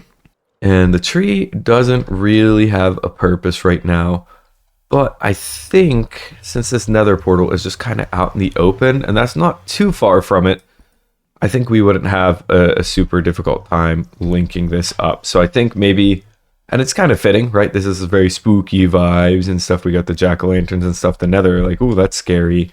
So maybe I'm thinking we could carve out a little pathway there, a little archway, and then have the nether portal like set back inside of there eventually. And I don't think I'm going to take you guys to the nether today. Like, I have a couple farms and stuff there, but it's pretty messy. Like, the stuff that I want to really show you is the building stuff, is the stuff I've built. So you could tell I have a lot of farms dotted around. I have even more around. Like, I'll show you. This was my old raid farm that, you know, doesn't work anymore, hasn't worked for like a year or two. But this is how I got like 1 million totems to start. Over here in the swamp, I think this is my witch farm, so I can use this to get redstone. I haven't used that for probably years also. Same thing with my slime farm. I haven't needed a lot of slime, but I do have one. What else do I got around here? Oh, here's the woodland mansion that I almost died at. I didn't start this fire, by the way. There was lava or something here, and you could tell it's kind of cool to have on the map that it's like burning. Maybe we'll revisit and do something with it at some point, but right now I'm focused on our mainland region here. I think that's kind of it for farms around here, but in the nether we have a couple of more farms. Like there's a wither skeleton farm that's pretty efficient. There's a bee farm. There's a froglight farm. And then I also have, in the end, a shulker farm. And I can even show you that I never need to go back there because, yeah, that's how many shulker shells. This is literally from one trip. Like, I built this when I started the world back in 2022. And it was one of the first farms I built. I used it. I've never gone back since. I think the only time I went back was for a world tour, but to be honest with you guys, I don't really feel like going there, and this video is already pretty long. You guys probably don't really care to see the farms too much. I'm much more building oriented anyways. I'm much more proud of this stuff than I am the farms, because I don't I don't design my own farms. I'm not that technical. So yeah, if you want to really see the farms, you can check out the other world tours. I'll try to link them here. I don't know if I did them.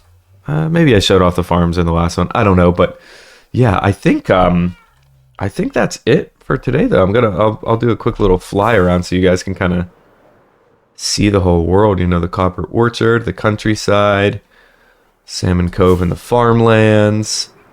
And I think it's so important to give your areas and your builds names because it makes it feel so much more real. And then you can kind of put those on the map, like this whole region, you know, like Midtown and New Amethyst and ztVypr and stuff. Like, I don't know, if this didn't have a name, I guess it wouldn't be the end of the world, but I just think it's so much cooler. It makes it, you know, giving it lore and some history just feels so much better. So I'll do a last little fly around here for you guys and we will wrap it up.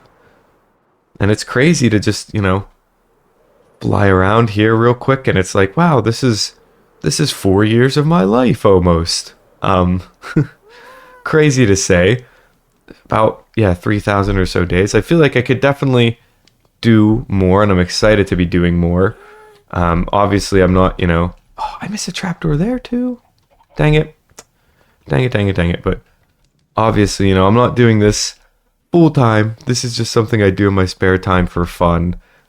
So to have made it this far is pretty awesome. And I don't plan on dying anytime soon, but then again, nobody plans on dying in their hardcore world. But enough of me rambling. Let's go ahead and wrap this thing up with the beautiful sunset in the background with the tree and the copper maiden, that's what I called it, and the countryside. And yeah, so I just want to say, if you guys have made it this far, you're awesome.